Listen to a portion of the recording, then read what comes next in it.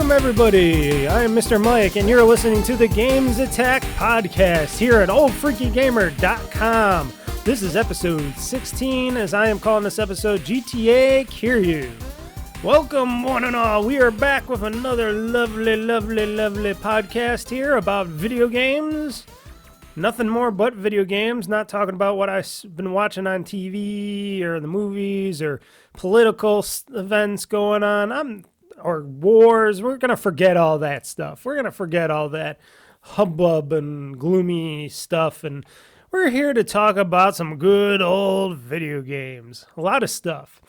Just like the video games, like one of those big video games that just came out. And it came out, what was supposed to be a DLC, but then was turned into a full-fledged game. And it came out at around $50, but if you got Game Pass or Game Pass Ultimate, you could get it for the low price of nothing except for your subscription to not lapse. And that was Like a Dragon Gaiden, the man who erased his name. And I played a bunch of it already. And we're going to talk about that first before we talk about the other games that I have played in the past weeks, because why not? Because that's the best proper way to do it. So everybody, we're going to kick this off talking about Like a Dragon Gaiden, the man who erased his name, starring Kiryu, Kazuma, however you say his name, or it's Kazuma Kiryu if you want to go the Japanese way. You always say the last name then the first name, so he's back. He's back in his own adventure again. Before the full actual Like a Dragon Infinite Wealth game comes out next year, which is going to be turn-based. This is the old school fighting-based type of style game, even though there's been a little bit of, let's just say there's been a little bit of stuff to it, but we're gonna get into that. So this is a game in the series that I was waiting for not super long, but long enough time before, to get up to, Yakuza Like a Dragon Gaiden, the man who erased his name. I like to call it just Like a Dragon, the man who erased his name. I know that it's a Gaiden game and stuff, and they like to put that in there. To me, it's just a regular Yakuza, the man who erased his name, but I always go Like a Dragon because that's what they change it to. And then, of course, again, I add the Gaiden part to it because it's a different type of the series and stuff.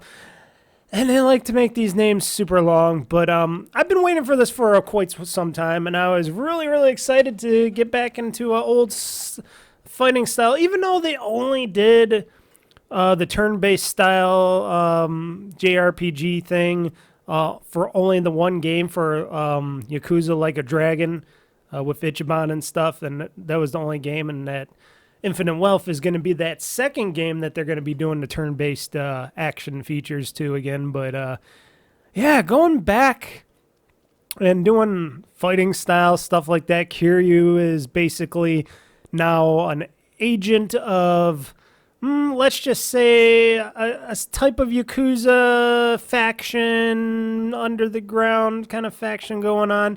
He's still part of like being a Yakuza, but he's off the books, basically. He's hidden. He basically made a deal to fake his death. He had the guy write him up a death certificate and everything, and he basically says, hey, I'm dead. I'm not around here. There is no longer a Kiryu.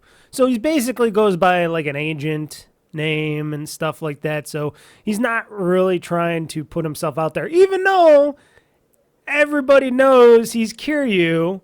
And everybody calls him out on him. They're like, no, you're Kiryu. You're Kiryu Kazuma or Kazuma Kiryu. We know who you are. You're the Dragon of Dojima. You cannot hide. You're too famous to hide. Even if you died, you're fake deaf. You're too famous to hide. Especially when you're still around, the same areas and stuff of Japan that, you can easily be found. So he's not playing anybody. And he's only doing it because they don't want him to let out a secret that would cause big distress to Japan.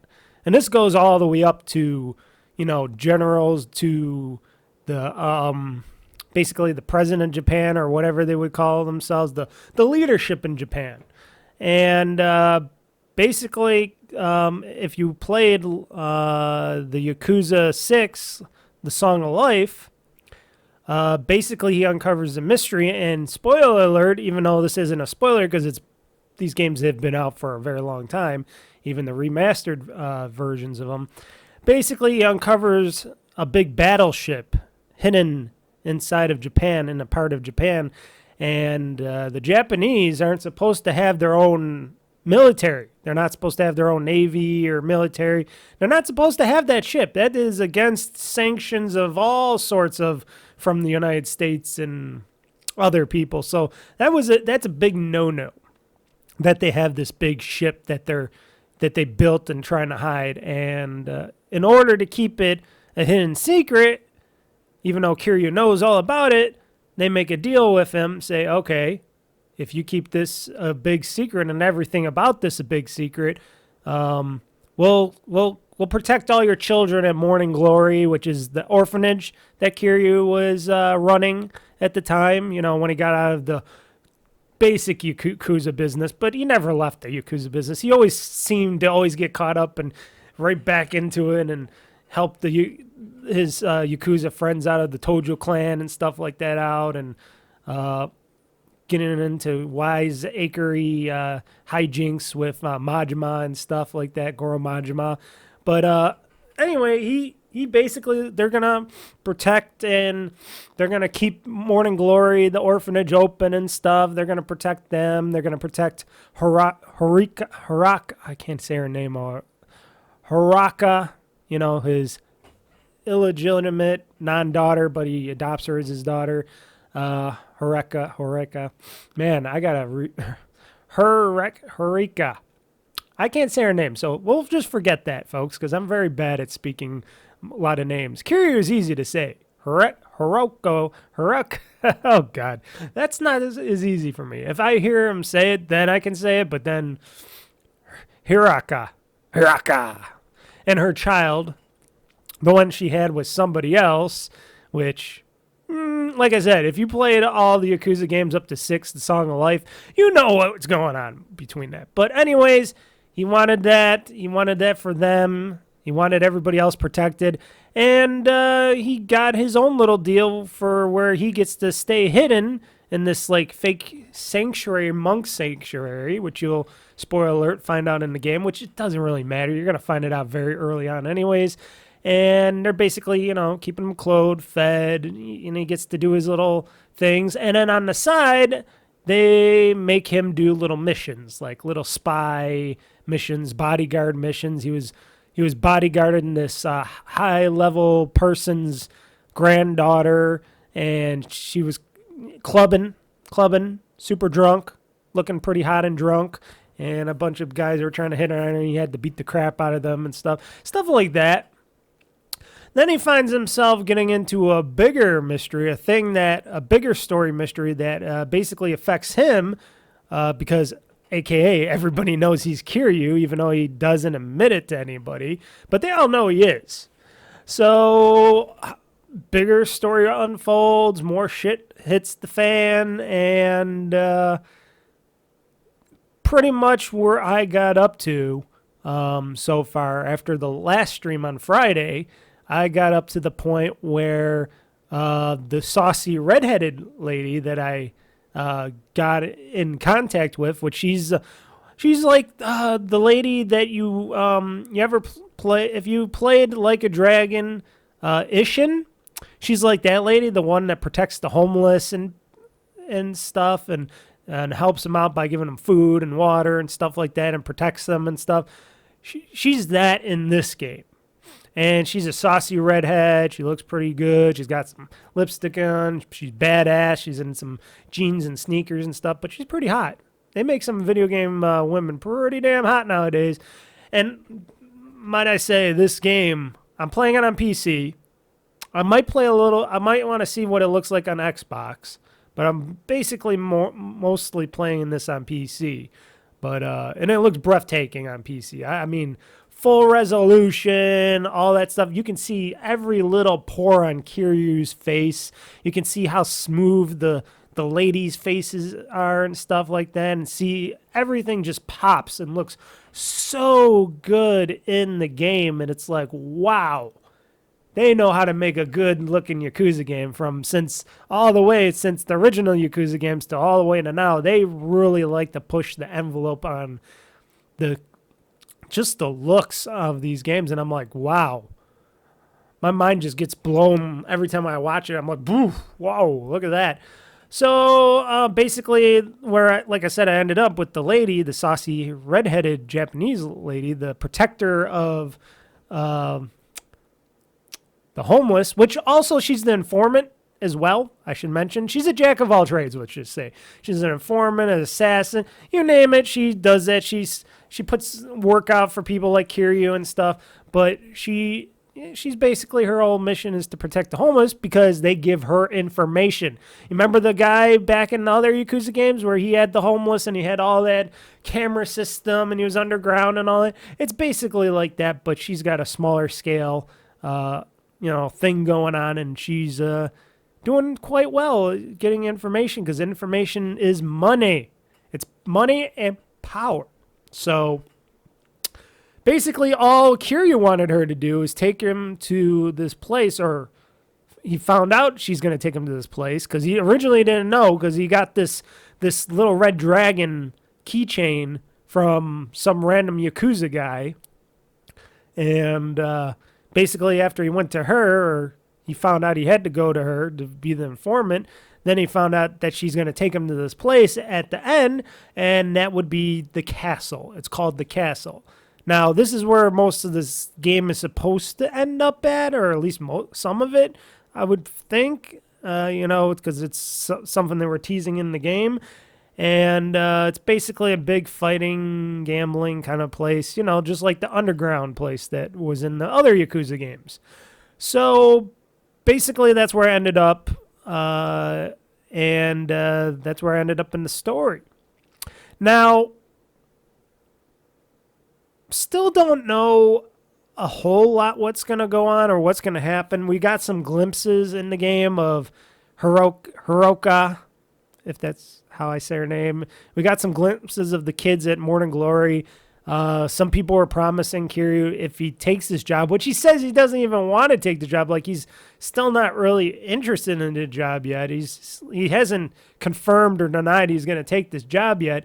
But basically, they are said to him, or the Yakuza guy so-called promised him, if he takes the job and does this whatever he's got to do for the Yakuza guys, that they would make him die again, and have him disappear again from the main people and all that, from his handlers and stuff.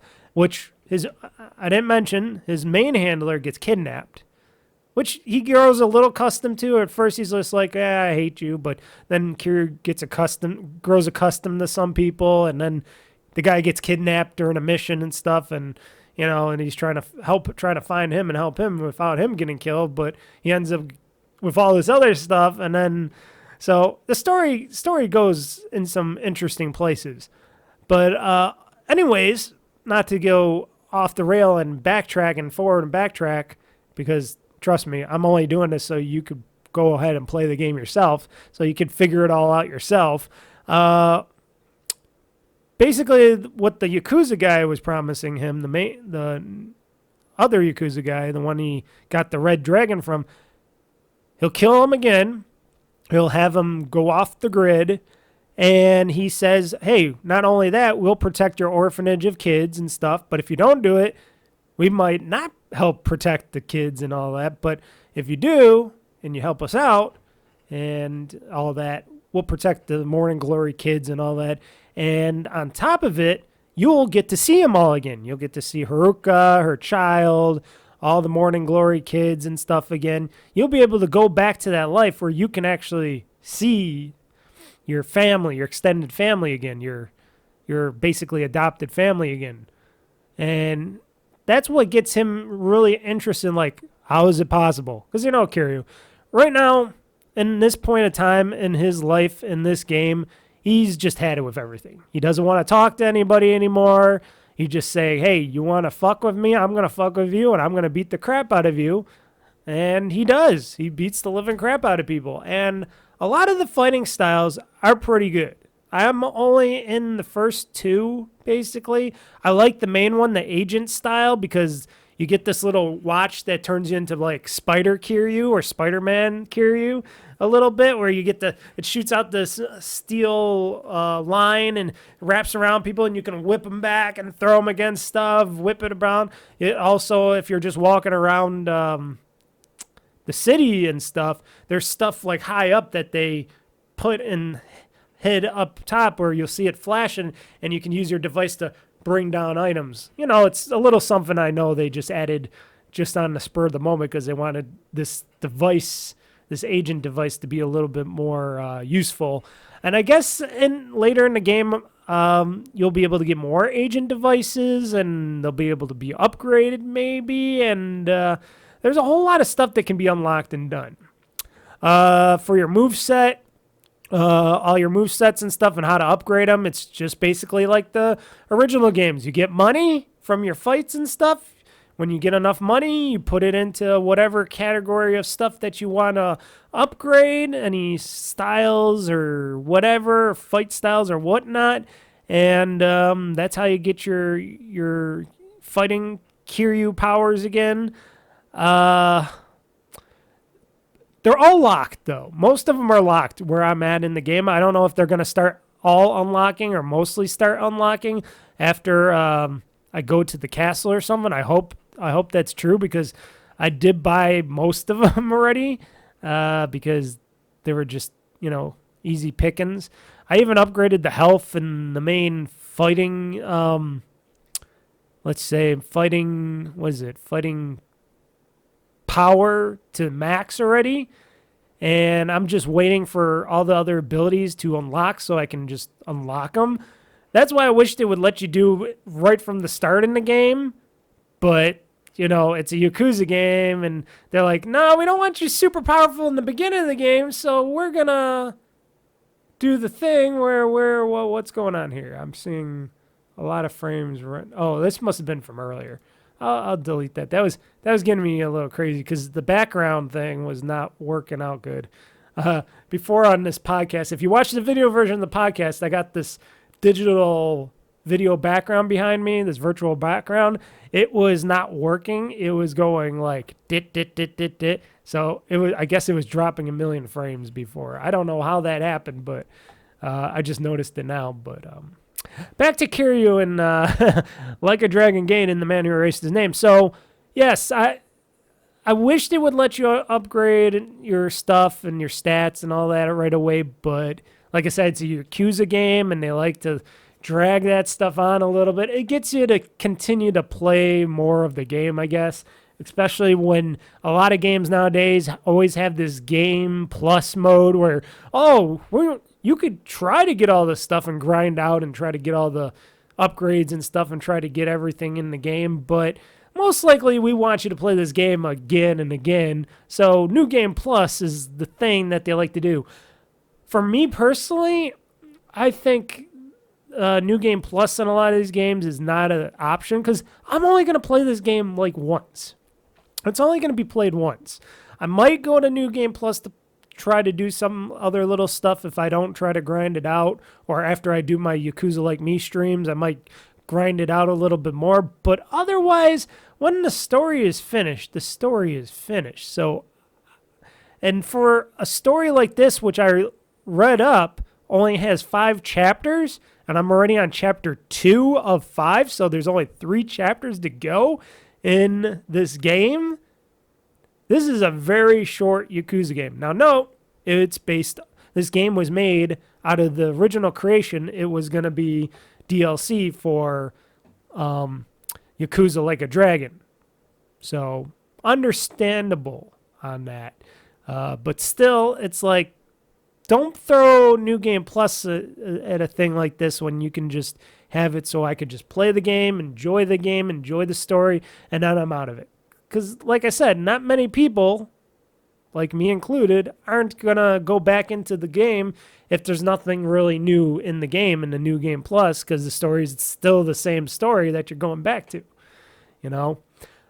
Also in this game, I haven't seen any real side quest things or little funny little side things in the game yet, at least not to my knowledge. That seems kind of weird, because usually in these Yakuza games, big or small, they always add like little fun, weird side things and stuff. Maybe that's going to start after we get to the castle, because maybe I'm just early on. And hold on one second, I'm going to turn off my fan now. Sorry about that, folks. You don't notice it on the podcast or video, but I had my fan on in here because it was getting a little warm in my office, but it's cooled down a bit. So, so I hope there's some side stuff. I hope there's some side quests or tasks. I haven't really looked up anything about the game online yet, and nothing's really, like even IGN. Usually they're the ones that throw out all this stuff, and they like to say, oh, yeah, you can do this or that or blah, blah, blah. They like to spoil stuff and show their guides and stuff. I really haven't seen much of content from other people on Like a Dragon Gaiden, the man who erased his name, yet. You know, maybe a little trailer or something, but I haven't really seen much of anything. So pretty much I think I'm one of the, and I'm not going to say this because I'm sure there's a lot of YouTubers and Twitch streamers already streamed and played this game to death already. But I'm one of the very pure people that are playing this game, streaming and stuff. And I'm planning on maybe playing it on the side as well, playing this game and playing it and uploading some episodes already pre-taped of Yakuza Like Me, I'm thinking, because I'm like, I know it's a short game and all, but I really would love to play some stuff on the side so I could get out some more episodes and I could do some more side stuff. They got the arcades in there at least. At least they have like some arcade stuff in there again. You get to play video games in there. You get to catch the little stuffed animals in the crane games again, which I did pretty well. I got two little stuffed plushies from my first try in the game, so that was pretty good. What else? Trying to think. Still enemies on every corner that you can beat up easily. You still go to the Popo convenience store to get your health items and stuff, which is the basic thing. Which I highly recommend if you haven't started playing this game yet and you're going to eventually buy it or play it on Game Pass or something, I'm going to highly recommend you fight the regular guys before going into the story more. Collect some money. Go get tons of healing items. Get your stamina XXs and stuff like that. Get all that. Fill up your health stuff. And then go into the game, because the one problem that I have with this game, and it's mostly in the big story missions where you're going up against these bosses, these Yakuza bosses, and you go up against a lot of them. You go up against one after another, and I never really had this problem in older Yakuza games and the other Yakuza games out there where I wasn't able to go and lay a whoop ass on the Yakuza bosses. But for some weird reason, and I don't know if it's a glitch or if it's something that they retooled to make it a little bit more challenging for people, but every time I seem to go up to these overpowered Yakuza bosses in the game, and no, I'm playing on normal. I was going to play on easy, but I'm like, I'll go normal. Normal's easy anyways, or I thought it was. And it seems like these Yakuza bosses get pretty overpowered. And it seems like Kiryu, as your character goes in there, it seems like he begins to walk through mud or something, or he starts to freeze up or seize up or something, where I'm trying to fight the bosses, even though I'm fighting the rest of the guys and I'm able to kick their asses, throw them around, punch them and stuff. The main Yakuza bosses, they seem to charge up faster.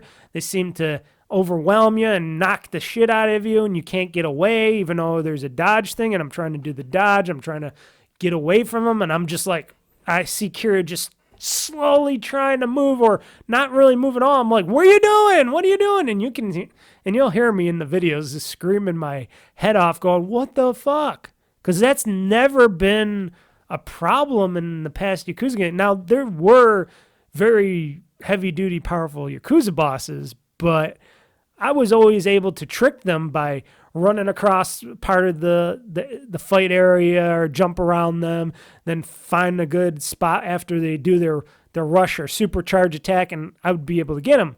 In this game, it seems like that's not always the case. This time around, they get you no matter where you are, and they're good at catching up to you and getting you. And it kind of makes me feel like I don't like that much. Hence why I'm trying to level myself up to the top, the tier I can get up to, and level myself up as best I can and get all these healing items. Because originally I was using up I didn't have that many healing items. I was using them up and I kept dying.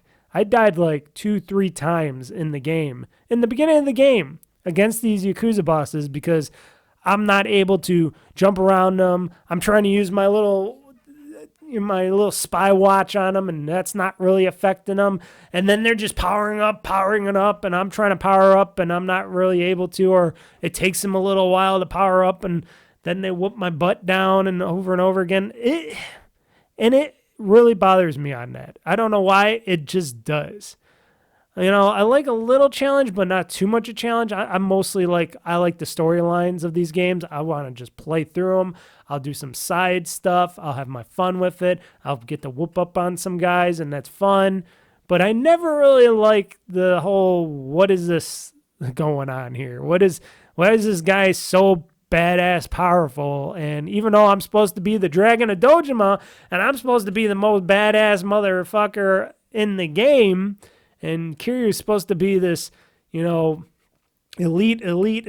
ex-Yakuza, which I don't think he's ever ex-Yakuza, but he's the Dragon of Dojima.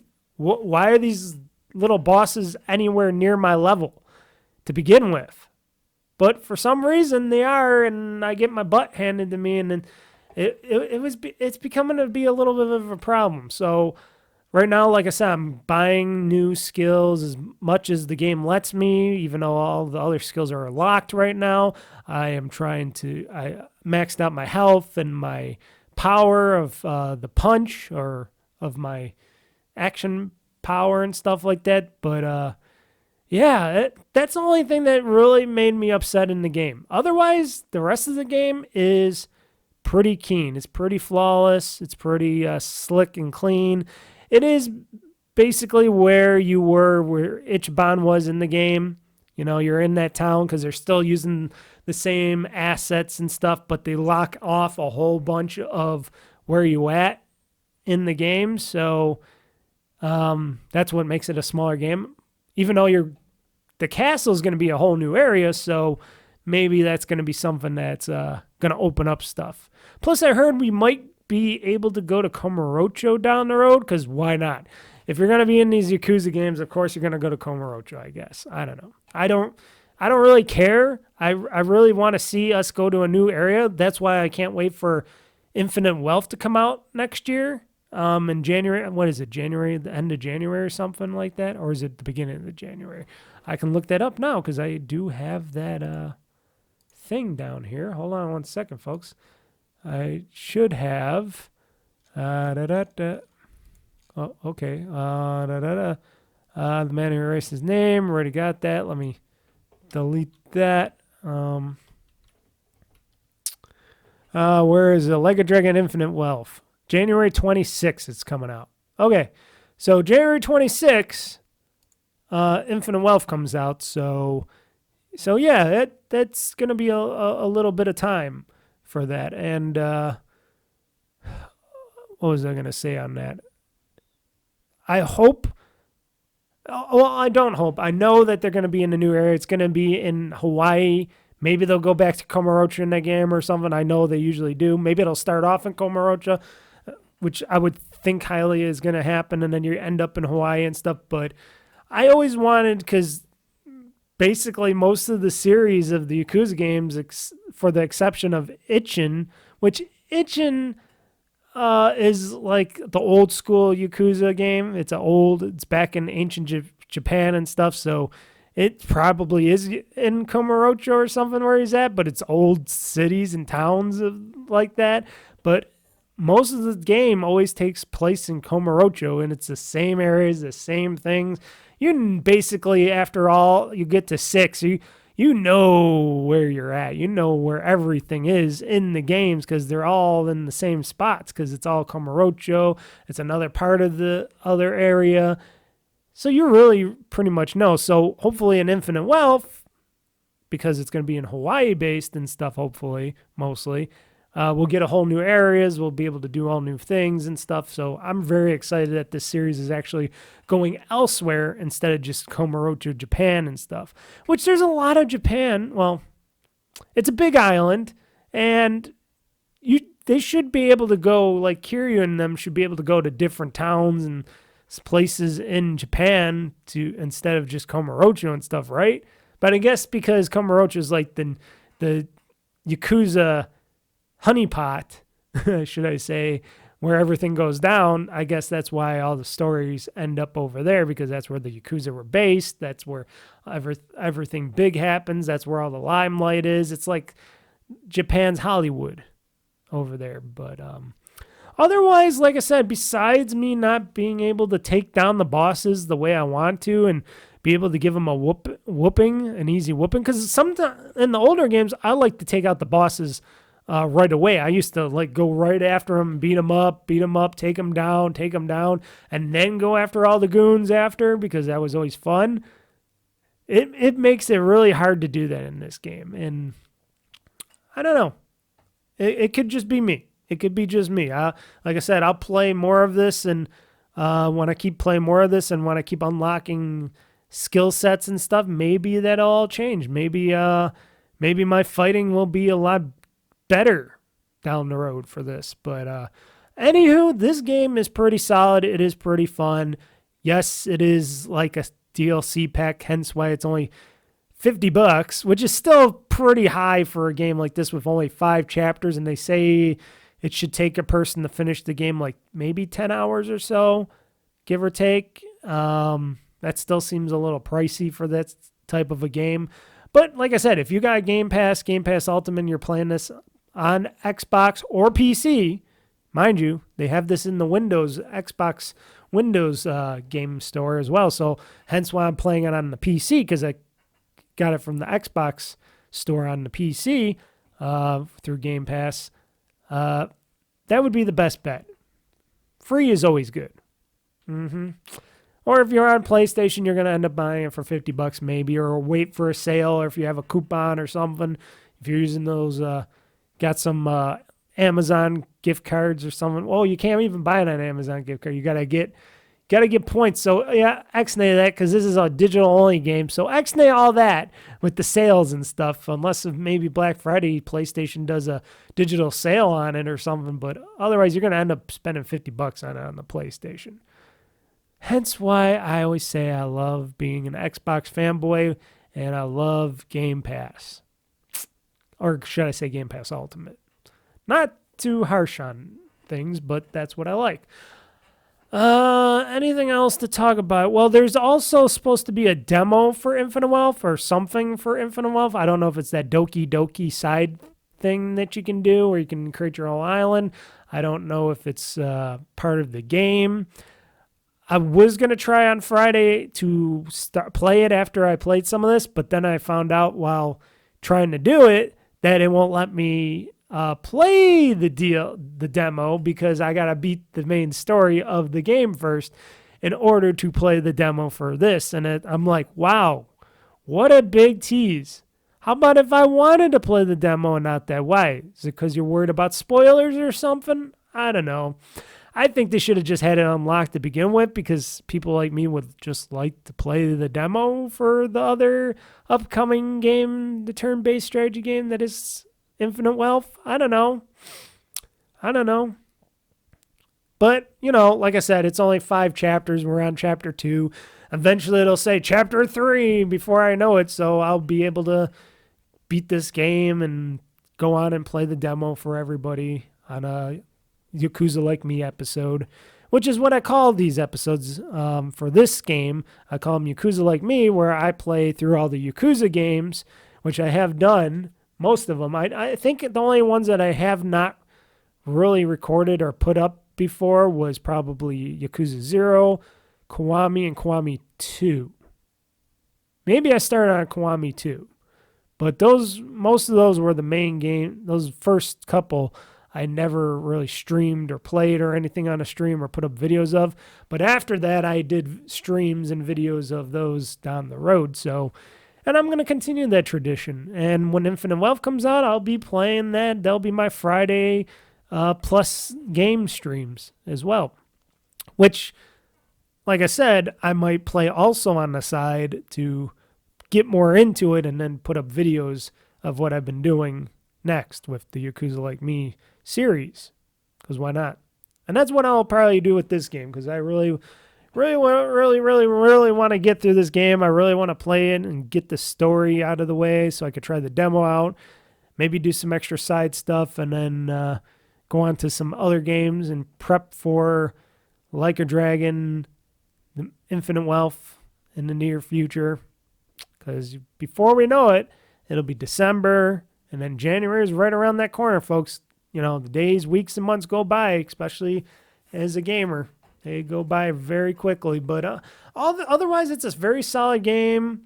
If you don't like just reading subtitles and listening to Japanese audio, this might not be for you, because there is no English dub, at least not yet, as they said. Because I think they said they were eventually going to patch in an English dub for Like a Dragon Gaiden, the man who erased his name.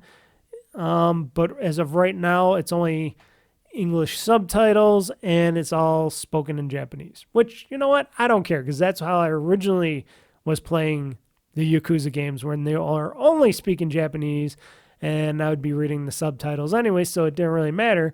But it's always fun and a funny moment when they do put in, English dubs of the voices of voice actors and stuff and actresses, and they just sound very interestingly funny when they're talking on it. So I'm excited. Pretty good game. Like I said, the only thing that's been bothering me is the fighting style a little bit, and the whole weirdness of how I can't beat up on the bosses as hard as I can do with the regular people. Now, no, when I'm fighting the random gangsters and stuff in the streets, it seems to go just fine. I can beat them up. I can jump around them.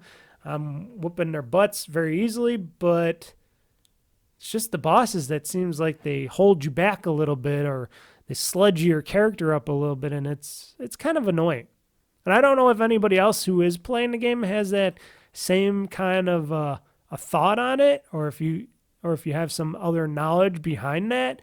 Let me know at courtcast@gmail.com. That is not Courtcast. Sorry. X-nay that. That was my old email address. It's OldFreakyGamer. OldFreakyGamer@gmail.com. Let me know. Let me know about that. Or, like I said, for these podcasts, I'll leave the comments section open for everybody. So if you want to write something in the comments section, you can let me know on how you feel on how the bosses feel a little bit different than the regular goons. Because sure, they can be more powerful and a little bit more of a challenge, but it seems like they sludge you up a little too much, and that you're not able to do what you're supposed to be able to do like in the other Yakuza games. Or it could just be me. I don't know. I don't think it is, but it could be just me. But I'm excited to see where the story goes. I'm excited to see how it ends up. I got an idea of where it's going to end, and I cannot wait to play that demo of Infinite Wealth. Whatever's in it, like I said, I don't know. I haven't watched anything, seen anything, heard anything yet. But eventually I'll get to it and I'll get to play the demo and we can all see together. And then, like I said, Infinite Wealth will be out next year, January the 26th. So cannot wait. So why don't we get into the games that I, Mr. Mike, have played in the past weeks? The games that have been played in the past week.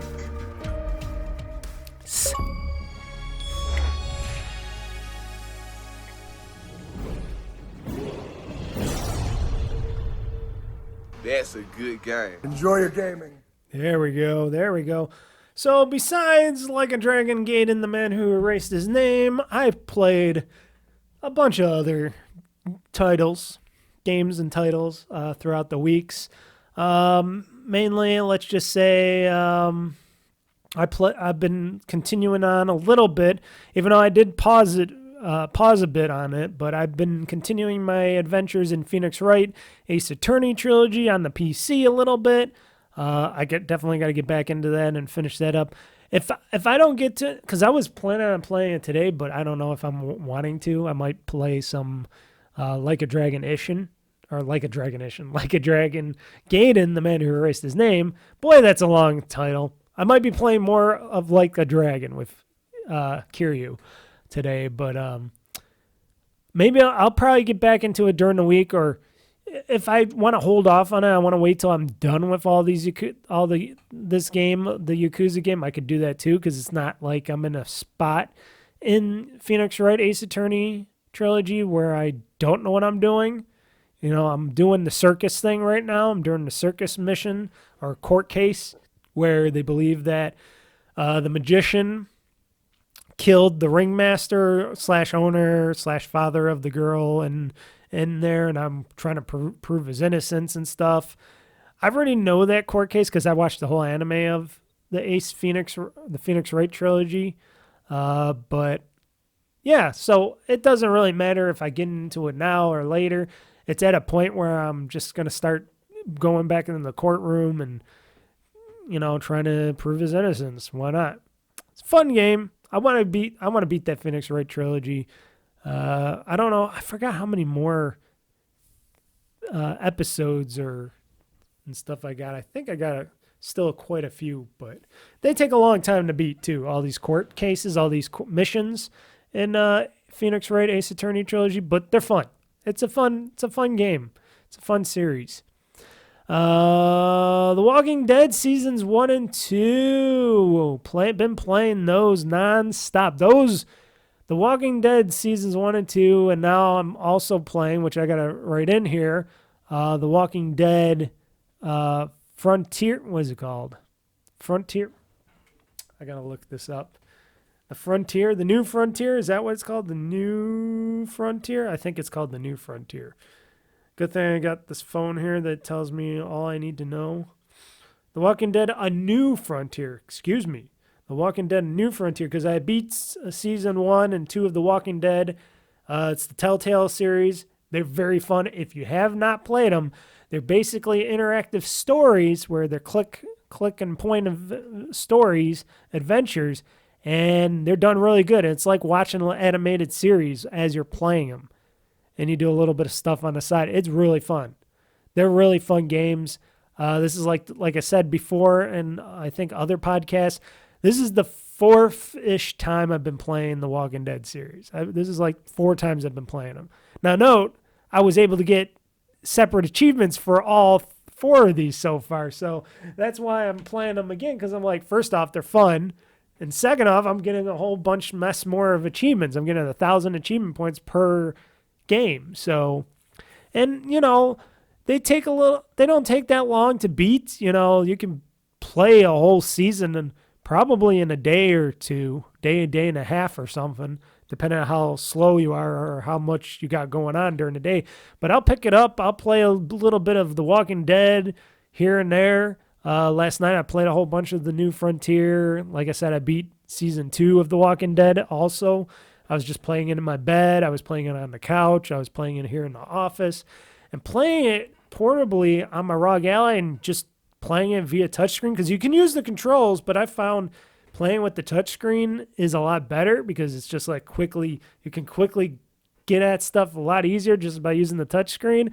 I really like that. It really makes me happy, and I have a lot of fun playing that Telltale games on that. And maybe I can get some other Telltale games in the future if they have any of them else out. I don't know if they do. I haven't checked on the Xbox PC store yet to see if they have like The Wolf Among Us on there or something. They might have delisted those by now, but who knows? They might be coming back again. I don't know. But if they got their own separate achievements and stuff, I'd replay all of those because they're all fun. And there's supposed to be a new Wolf Among Us down the near future coming out, so I'll be looking forward to that. But yes, the Walking Dead series, already beat season 1 and 2 of The Walking Dead with Clementine. Now I'm in the New Frontier, and then after that, it's the final season of The Walking Dead, the third and final season, and that's going to be pretty fun. And then there's also the Michonne episodic season, the little mini season that happened between the New Frontier and before season 3 of The Walking Dead on there. So I might actually play that before I play The Walking Dead season 3. So yeah, a lot of Walking Dead. I love The Walking Dead. I was even watching that Walking Dead Dead City with Lauren Cohan and Jeffrey Dean Morgan, where they go into New York City. It's all dead in there, and they're fighting the dead, and she's trying to find her son and stuff, which at the end of the 6 episodes in the season, which that's not many episodes at all, but there's 6 episodes in this first season. She gets her boy back and stuff, and she leaves Jeffrey Dean Morgan's character Negan behind in New York City, or he stays behind in New York City and stuff, and there's going to be more shenanigans happening, and I'm pretty interested in seeing where that goes. Hopefully they continue doing The Walking Dead Dead City. You know, I know AMC's all in on Walking Dead, and they're just trying to crank out as much Walking Dead as possible because they say, I think the one guy of the AMC was like, oh, we're going to continue doing The Walking Dead for a very, very long time until people really get sick of it and they don't watch it anymore. But it's pretty good. I hate to talk about something that's a show or a movie or something, but it's also based on video games as well. So there you go. So that was pretty fun. Other games I've been playing a little bit of, you know, Vampire Survivors. You know, that's that one stick move and shoot type of game where you can pick out whatever weapons or upgrades you need when you get up to a certain level and stuff. When you get leveled up all the time, you get to pick whatever stuff is, and you can kill, you know, all the creatures and stuff. Well, there's another game that is just like it. that I found out on the Xbox platform. It's also, I think it might be on PC, but it's not on an Xbox PC or PC Xbox, so you can't get achievements for that one. I think it's on Steam or something. It's called Army of Ruin. I heard about this from another gaming podcaster, and I said, and it's cheap, and I'm going to check this out, and it has achievements and stuff. Army of Ruin is a pretty interesting game. It's like Vampire Survivors. A lot of people saying it's a big ripoff of Vampire Survivors, but it's pretty interesting of a game, and it's, you know, I played so much Vampire Survivors. I'm like, okay, I could continue on to try to beat the rest of Vampire Survivors, or I could go on to this Army of Ruin game and have my way with that a little bit and see what I can do and what damage I can do in that game. So that's what I've been playing on the Series X, because you can't play it on my ROG Ally, can't play it on my PC, so Series X it is. Now, no, a lot of games I've been playing has been either on the ROG Ally, which is basically a portable PC gaming system in your hand, or on the PC as general, but there's certain games that only come out on Xbox and such where I do need to play them on Xbox. So not a big deal, but a fun little single stick move and shoot type of game. Highly recommended. It's very cheap. I think it's like $5 or something. Don't quote me on that. It might be cheaper if you're a Game Pass Ultimate person as well. You might get a discount on that, so maybe check that out. Army of Ruin. I already talked about tons of like a Dragon Gaiden, the man who erased his name. Played a little bit of Limbo, not too much. I just wanted to get those certain achievements from it. There were some easy achievements and quests because I like to do the rewards quests on Xbox and stuff like that, and also on what should I say, the Edge browser, where you can get some rewards for what you do to earn points, and I use those points to get myself some nice gift cards, mostly to Amazon. So yes, I shamelessly played Limbo a little bit, even though I didn't really play too much of the game. I just wanted to do some stuff in it so I can earn those extra rewards points and stuff, but I did play that, so I can say I did. Maybe eventually I'll be playing Limbo proper, but I just haven't gotten around to it yet. And then recently today, I played some Mario Kart 8 Deluxe, the DLC on the Switch, because that came out last week, I think, the DLC for Mario Kart 8 Deluxe. I did not know that. I forgot about it a little bit because I'm stupid and I got too much stuff going on besides me trying to play games and have fun. I do have a working career on the side, so, I got to work and make money to pay the bills and stuff. But anywho, I forgot about it and I found out it was out. And I'm like, oh, I got to play myself some of this Mario Kart 8 Deluxe. It's the final DLC. It's the final stuff in it. And where is it? Let's see here. So it's the Booster Course Pass Wave 6. It's I think the final DLC. I don't think they're going to come out with anything else after this. This is the final categories that were filled up. You got some extra characters. And it includes a lot of great racing courses from a lot of great genres. You got Rainbow Road from the Wii, from Mario Tour. You get Madrid Drive. From the GameCube, you get DK Mountain. Another Wii one, Daisy Circuit. And Piranha Plant Cove. From the NES, you get Bowser's Castle 3, which is made into a 3D Bowser Castle mode, not a flat fake-looking Bowser Castle thing like the SNES did. From Mario Kart Tour again, Rome Avante. And from the 3DS, you get Rosalina's Ice World. So you get a lot of extra courses to race on, a lot of great stuff like that. Plus, you get 4 new characters, 4 new and the last characters that will join the roster. Diddy Kong, Funky Kong, Pauline, and Peachette, which is all for Mario Kart 8 Deluxe on the Switch. And you can get it all with the Booster Course Pass, which you can buy. I think it was like $30 when I bought it. It's really cheap. It's really worth it. And it got me into playing some Mario Kart 8 Deluxe on my Switch again. Yes, it came out November 9th. So that came out last week, Thursday. So it was the day before Friday. I might do a Let's Play of this someday. I'm not guaranteeing it because a lot of times I don't.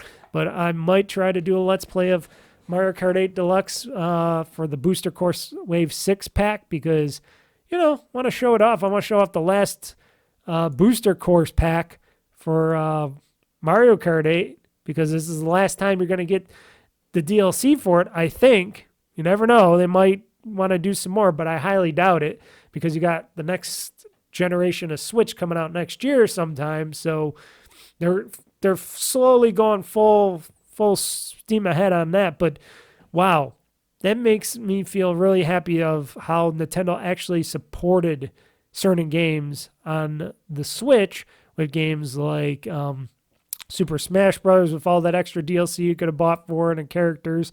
I'm trying to think of it now. It was was it the Mario game?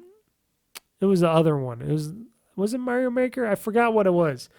It was one of the Mario games. And then with this Mario Kart, $30, you get all this extra cool courses and characters and stuff. That makes me really happy a really happy Mario Kart fan where I could play like most of the games, most of the courses that I really like from past, present, and future Mario Kart games, all on the Switch, all in this one massive, racing game that they have, and it's very fun. If you haven't played Mario Kart 8 Deluxe, I don't know where you were, unless if you just don't like playing Nintendo games and Switch games. I can understand that if you're not a Nintendo guy, but if you are, a definite get, especially when the next Switch comes out, if it has backwards compatibility, which I think it might. I think a lot of people think it's going to have that, and you'll be able to put your Switch carts in the next one, and then you can buy Mario Kart 8 Deluxe, get the DLC, play it on that.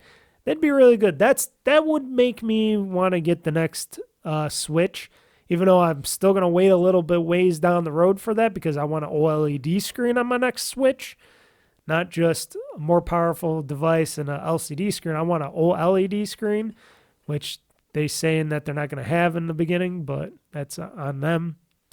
Anyway, otherwise, I'm still picking up and playing games on the Switch, like Super Mario Brothers Wonder and then Mario Kart 8 Deluxe. They got Super Mario RPG coming out, which I am getting, but I'm not going to play until later down the road. It's going to be one of those games that I'll eventually pick up and play down the road. It's not going to be something I pick up and play right away for that. But a lot of games I played. A lot of games. Been happy doing some good gaming. Now that it's now that it's cold outside and it's been getting colder and warmer and colder, like it can't decide. It hasn't snowed here yet in Buffalo. I'm surprised. Now that I say that, knock on fake wood here, we're gonna probably get a blizzard sometime because it's too warm to freeze the lakes. So we're probably eventually gonna get one of these big snowstorms or bigger snowstorms eventually. But hey, as long as my power don't go out and I'm stuck inside in a blizzard or something, at least I got plenty of video games to play, especially on the Switch and stuff. But yeah, now that it's cold and I don't want to be outside and stuff, it's perfect time to get in a lot of gaming. I've been playing a lot of different games on a lot of different systems, a lot of different things. I've been playing my ROG Ally more everywhere because it's such a great portable PC gaming device, handheld device to pick up and play anywhere in the house. And literally, like I said, playing it in my bedroom, playing it on the couch, playing it in here in my office. Just fun to be a gamer. It's a great day, great time to be a gamer. Not a game maker, but a great time to be a game player.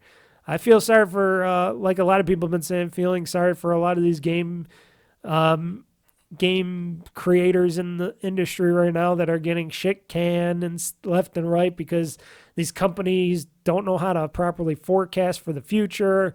And in the games industry, instead of just keeping people on for future products and titles and stuff, they just let them go instead of just saying, hey, you're going to stay on even though this game has been done and finished. We're going to keep you on for the next game because we got more games coming down the pipeline, or we need people like you to support the game, to fix certain bugs or whatever, but they don't. They're like, no, we got to save money, so shit can another 100 of these people, another couple hundred of those people, and it's been adding up left and right. And man, people that really love the video game industry, that really wanted to be in the industry just to make video games, I would say nowadays don't, unless if you're going to create your own little studio or something at your house and make video games on your own dime or something, in your own place. Doing it for companies nowadays is not the best or easiest thing. It's sad where this industry's gone because everything's got to be bigger, better, faster. So, it's got to be more expensive. It's got to be, everything's got to look photorealistic. Just like what could be, which has been announced incoming for what we could expect for the future of this game series, GTA 6, Rockstar Games and Take-Two have announced that a Grand Theft Auto 6 announcement trailer is going to be coming out in December. They haven't said when in December. They just said there's get ready, folks, that there's going to be a Grand Theft Auto 6 trailer in December. So I'm very excited about this game. They've been working on this on GTA 6 for a very, very long time. And it's supposed to be really big and really, a lot of stuff going on. I don't know exactly what they're planning on doing. I hope it's just going to be like they've been doing, where they have the story is the main thing. And then, they have a separate part of the game where you can go online and play GTA Online, because eventually they're going to have this new GTA Online with GTA 6. But I've been also thinking, what would stop them from just combining GTA Online and Grand Theft Auto, the story, all in one thing, where they basically have this as a always online type of game where you're always online, but yet you could do your story missions while also being online and stuff.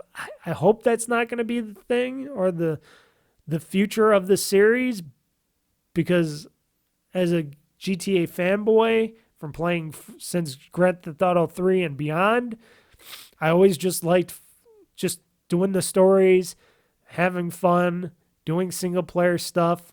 And then when GTA 5 came out, then they did this whole online thing.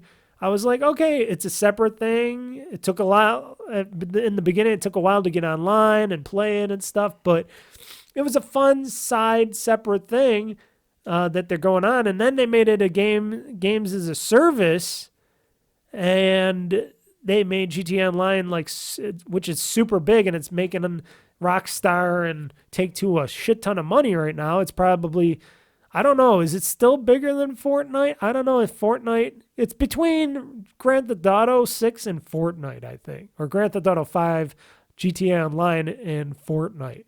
I would think as having bigger player bases or making a lot of money from their online efforts, but I wouldn't doubt it, because GTA 5 sold so many copies. But I am personally mainly only going to the Grand Theft Auto series, and for the future, which is GTA 6, for the main story. That's what I want. I just want to play in a beautiful world with all the NPCs and have my fun with it. And then, on the side or something, sure, I'll jump onto the new GTA Online. I'll have some fun for a while. I'll play all the stuff on there for a bit, and then probably jump off of it, because it's not something I really want to do forever.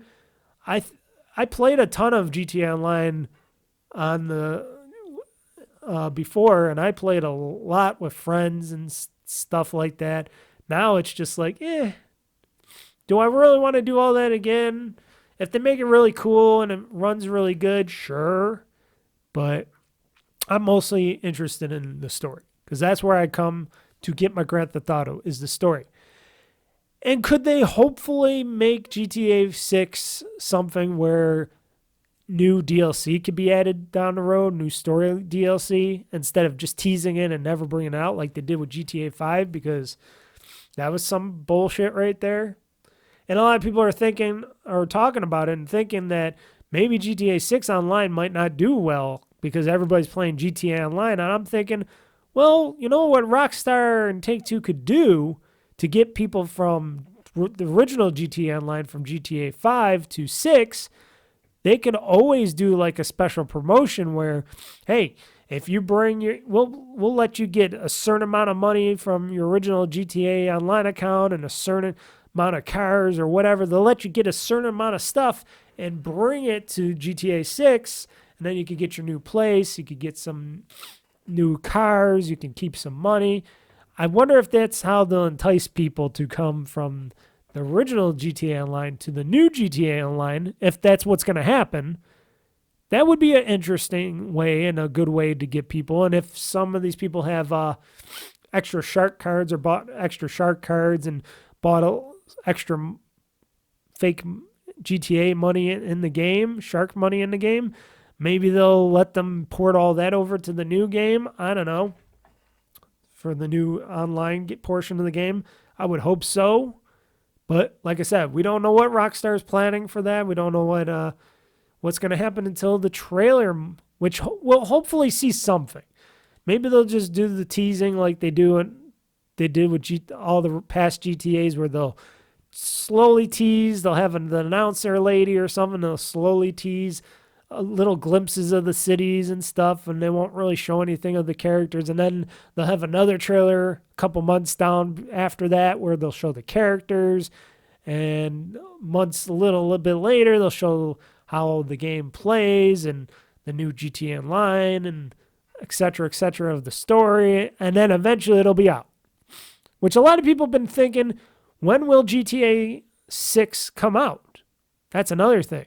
A lot of people are saying, well, it's going to come out next year. That's what most of us agree upon.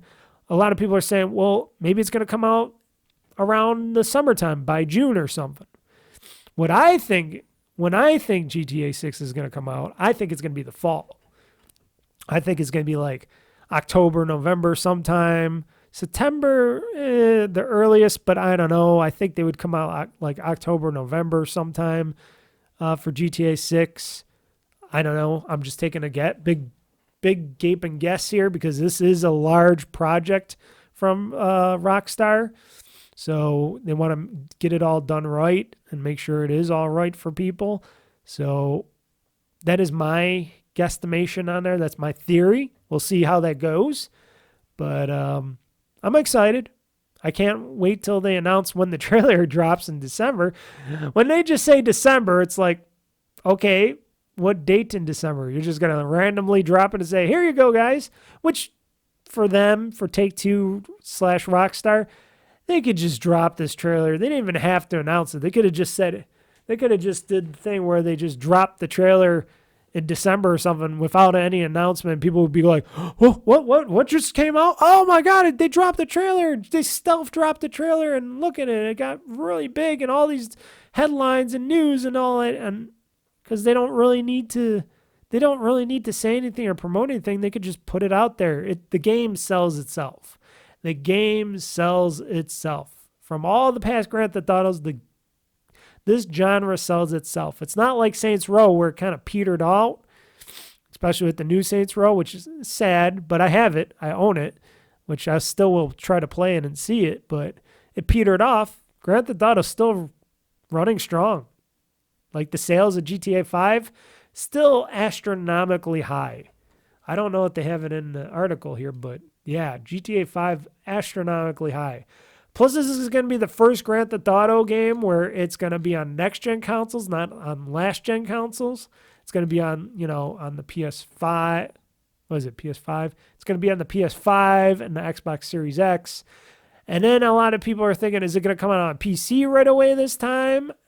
For me, I think it's, a lot of people are saying, well, it's a new era. They're going to have it out on PC, Xbox, and PlayStation all at once. I think it might come, the PC, to hold off again with the PC version. Like how Sony does with their first party, but this ain't first party. But I think they'll hold off on getting out a PC version of Grand Theft Auto 6, which is weird because we're living in times now where everything's released on everything right now, and there's a lot of PC players out there.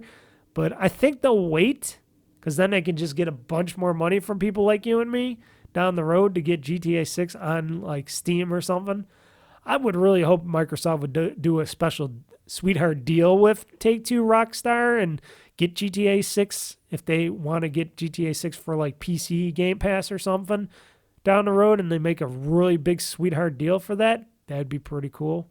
I doubt it'll happen, but Microsoft's got the pocketbooks to do it. I would really like that. That'd make me go, ooh, GTA 6, I can play it on my PC because it'll be on Game Pass down the road. But I think it's going to be a separate release on PC. It's going to be for Xbox and PlayStation, and that's it. Maybe when the Switch, new Switch comes out, and if it's as powerful as Nintendo is and people are kind of touting it's going to be, mostly other people, not Nintendo in general, you never know. Maybe we'll see GTA 6 on the next Switch or something down the road as well. Maybe they'll port a version of that to the Switch too, if it's powerful as it's promising or we're hearing, that'd be pretty cool. I would definitely waste my money on getting on that. But yeah, like I said, GTA 5 sold gangbusters. It sold tons of money. It sold tons of Shark Bucks, so that's money. It sold tons of copies. It made a lot of money. Now we got the next generation of GTA coming out, which is surprising because usually when we see a new Grand Theft Auto, it's always coming out at the end of the life cycle of the console generation. But we didn't get that. We didn't get that last time with this Xbox One and the PS4. We didn't get a Grand Theft Auto. We got a Red Dead Redemption, or Red Dead Redemption 2, but we didn't get a Grand Theft Auto that time.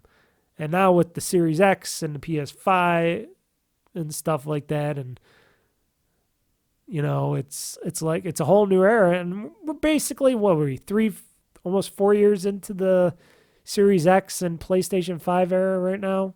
I forget, but we're still early on, so that's pretty interesting thing as well that we're seeing a Grand Theft Auto game coming out as early as that. But time will tell. Like I said, we don't know exactly when this game is going to hit. Like I said, I'm thinking the fall of next year because they wouldn't put out a trailer if they weren't thinking that this game wasn't going to come out. But they might surprise us. Maybe it'll come out by the summer like some people are touting. Anywho, doesn't matter to me. I'll play it either way. It doesn't matter if it comes out in the fall or the spring or whatever. It doesn't matter if they say, hey, we're announcing in December and it's coming out in January.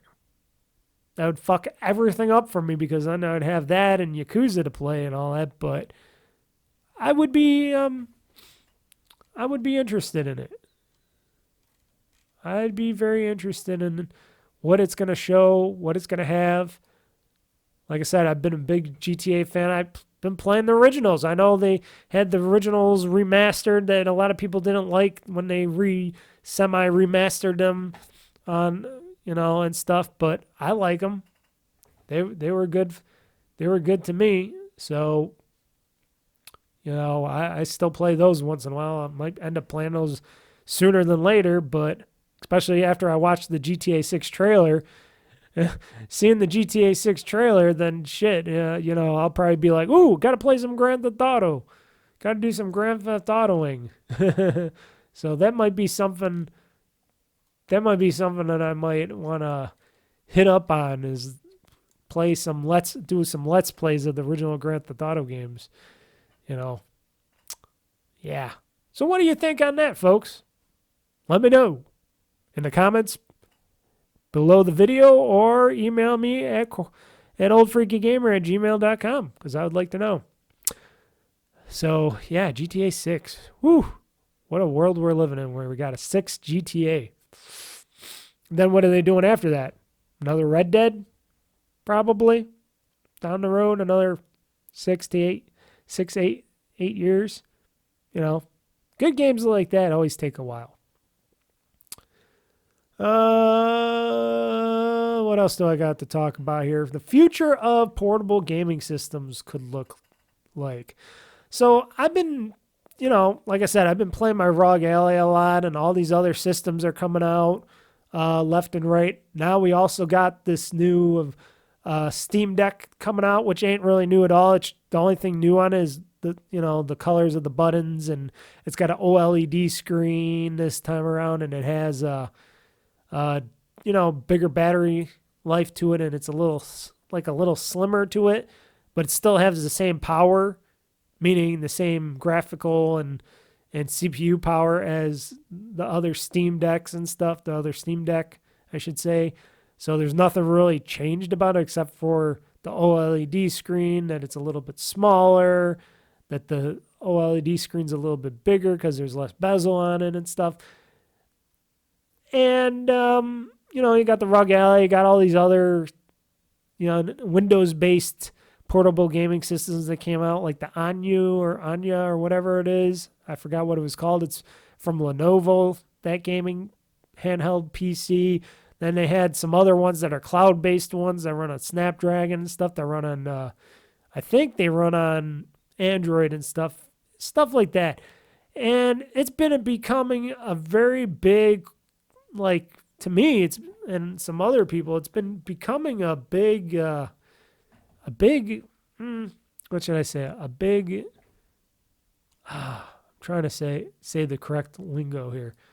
It's been a big, I don't know, futuring of the games. It's been a big, I don't know, uptake in gaming. You know, it's a new world in gaming. Let's just say in portable handhelds and stuff, and PC gaming and all that. Because usually you play games there, you got the Switch as a portable, or else you're playing on a console like an Xbox or something, or a gaming PC or something, or a laptop.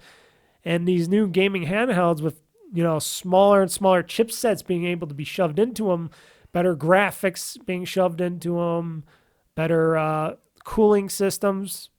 Sadly, battery life is still not always the best, but maybe eventually they'll put bigger battery life in these systems, and eventually, hopefully, more memory too, because I would love to have like a 4 to 8 terabyte ROG Ally 2. But I think the future of these systems are just going to get more powerful, more streamlined.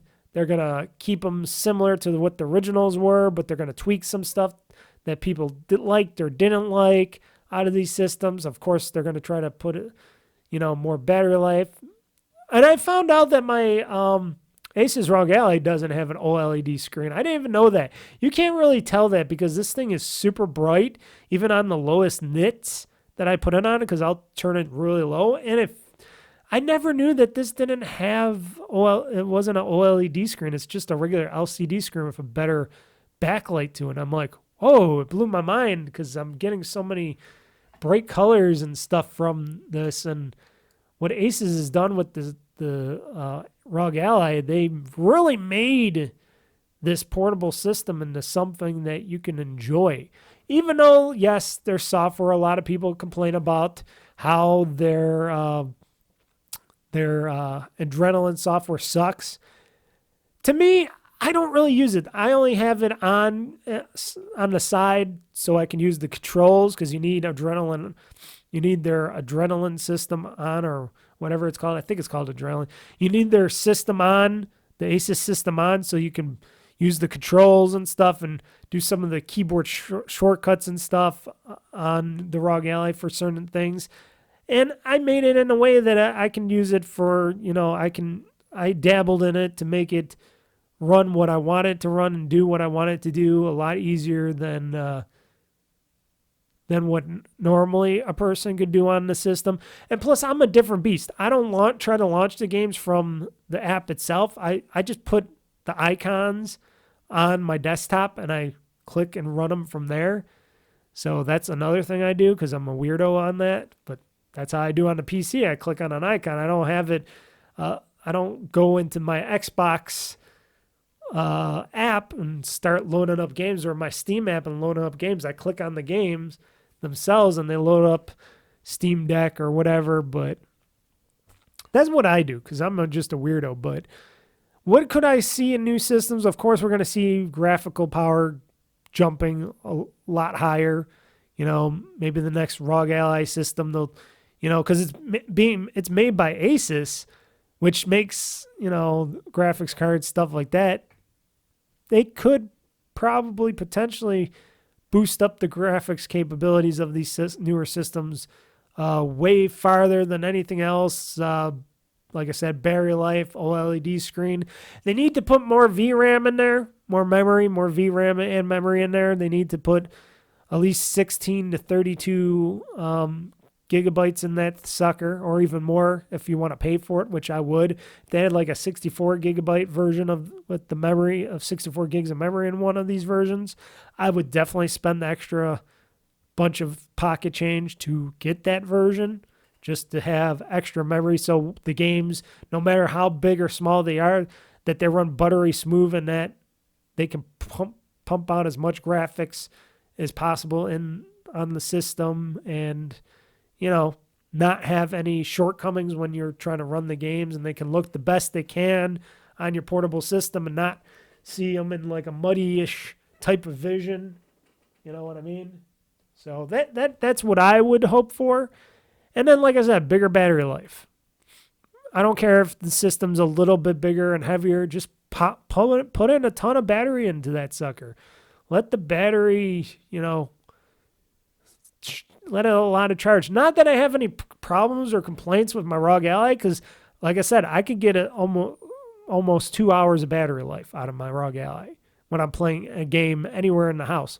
But I also haven't usually connected USB-C to a wall, so it's not like I haven't just been doing that as well. Like if I'm in the living room, I just plug the thing into the wall and I'm just playing with the ROG Ally, and I can play as many hours as I want. But if I don't, I usually only play like in a couple hour increments anyway, so I'll play like 2 hours of a game or almost 2 hours of a game, and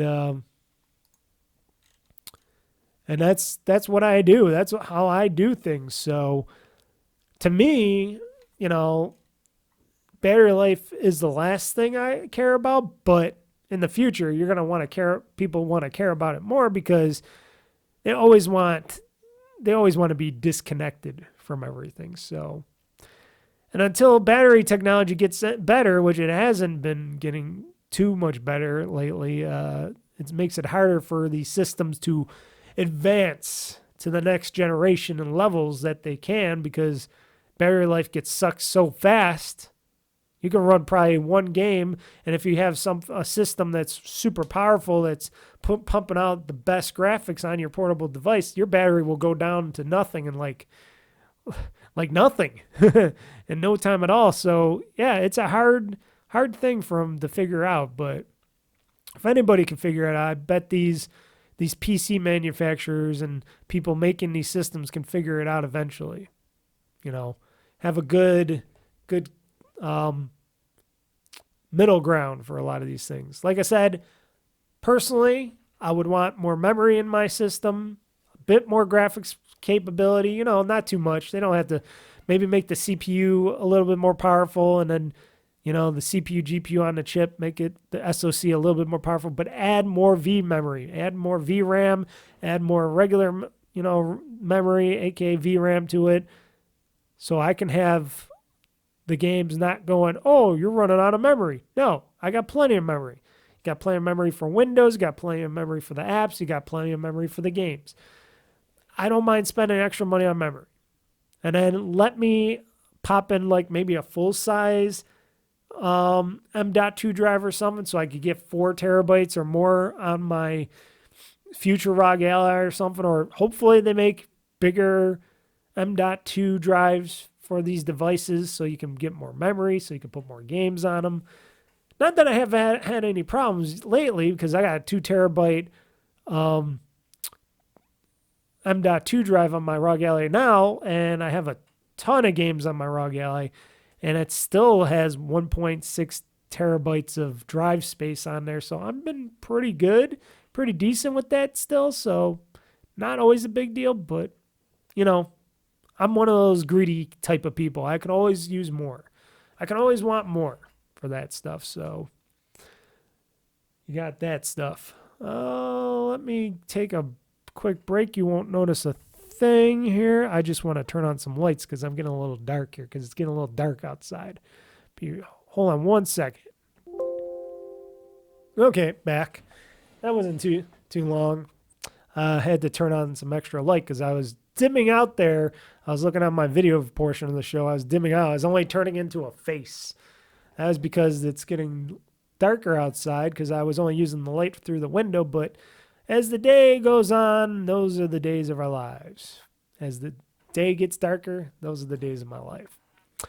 Anywho, yeah, I think these systems are going to get a lot bigger. I think a lot when Microsoft, which Phil Spencer and people at Microsoft, because they're watching this new category, because ultimately Microsoft wants everybody to use Windows eventually for gaming, productivity, etc., etc.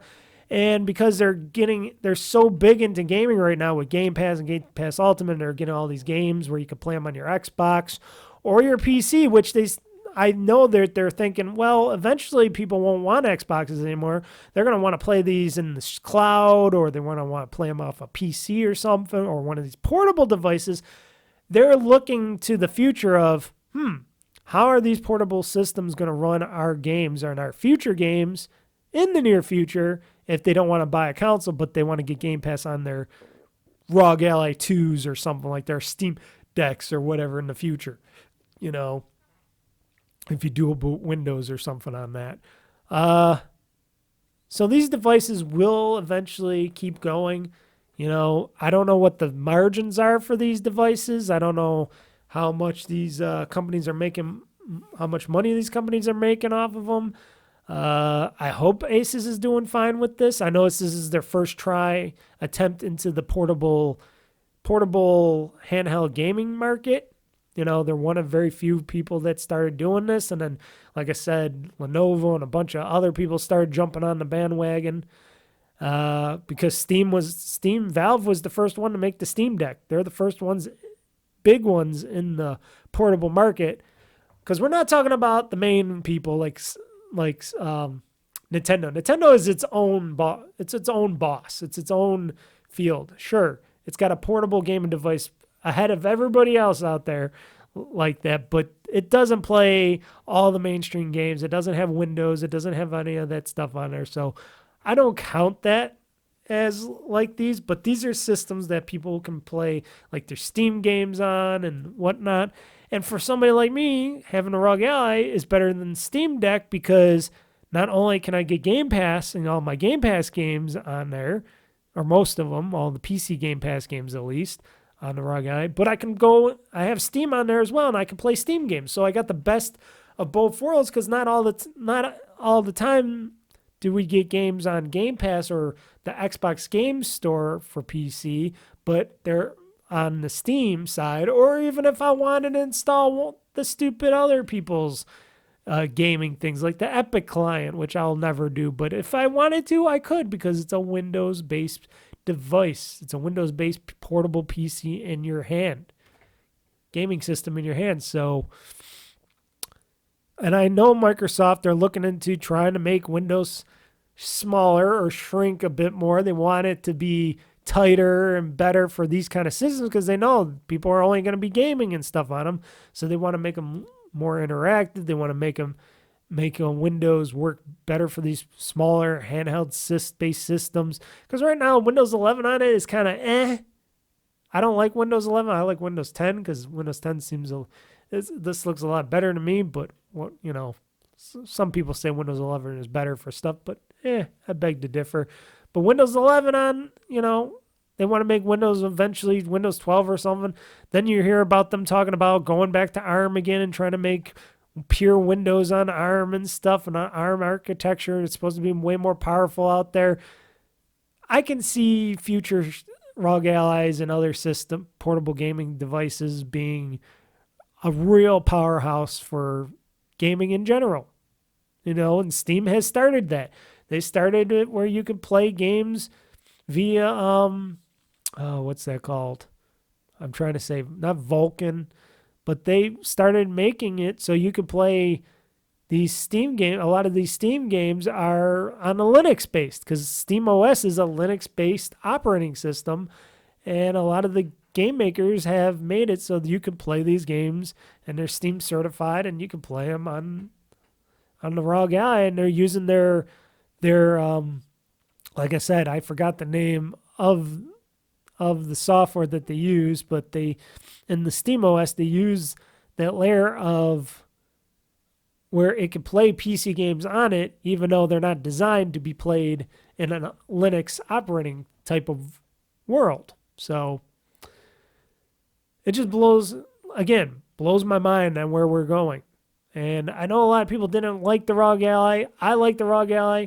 I think it works well for my tastes, especially because I'm a PC guy.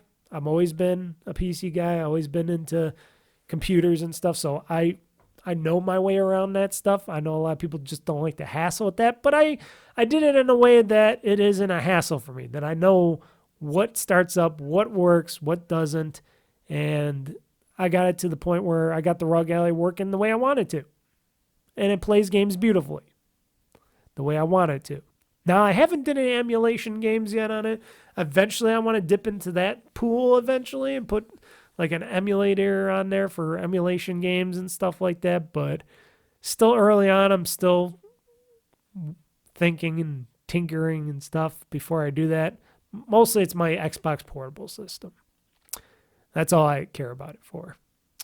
So, that's enough of the regular talk. So, why don't we get into the Gamez Talk News that is the Gamez Talk News of the show? Because, shit, we got some games news like always. And eventually I want to end the show so I could go eat dinner. Yeah, so the Gamez Talk News now. The games news from the past week. Oh boy, I had to drink some water there. Whew, my throat was getting itchy too. That's another thing.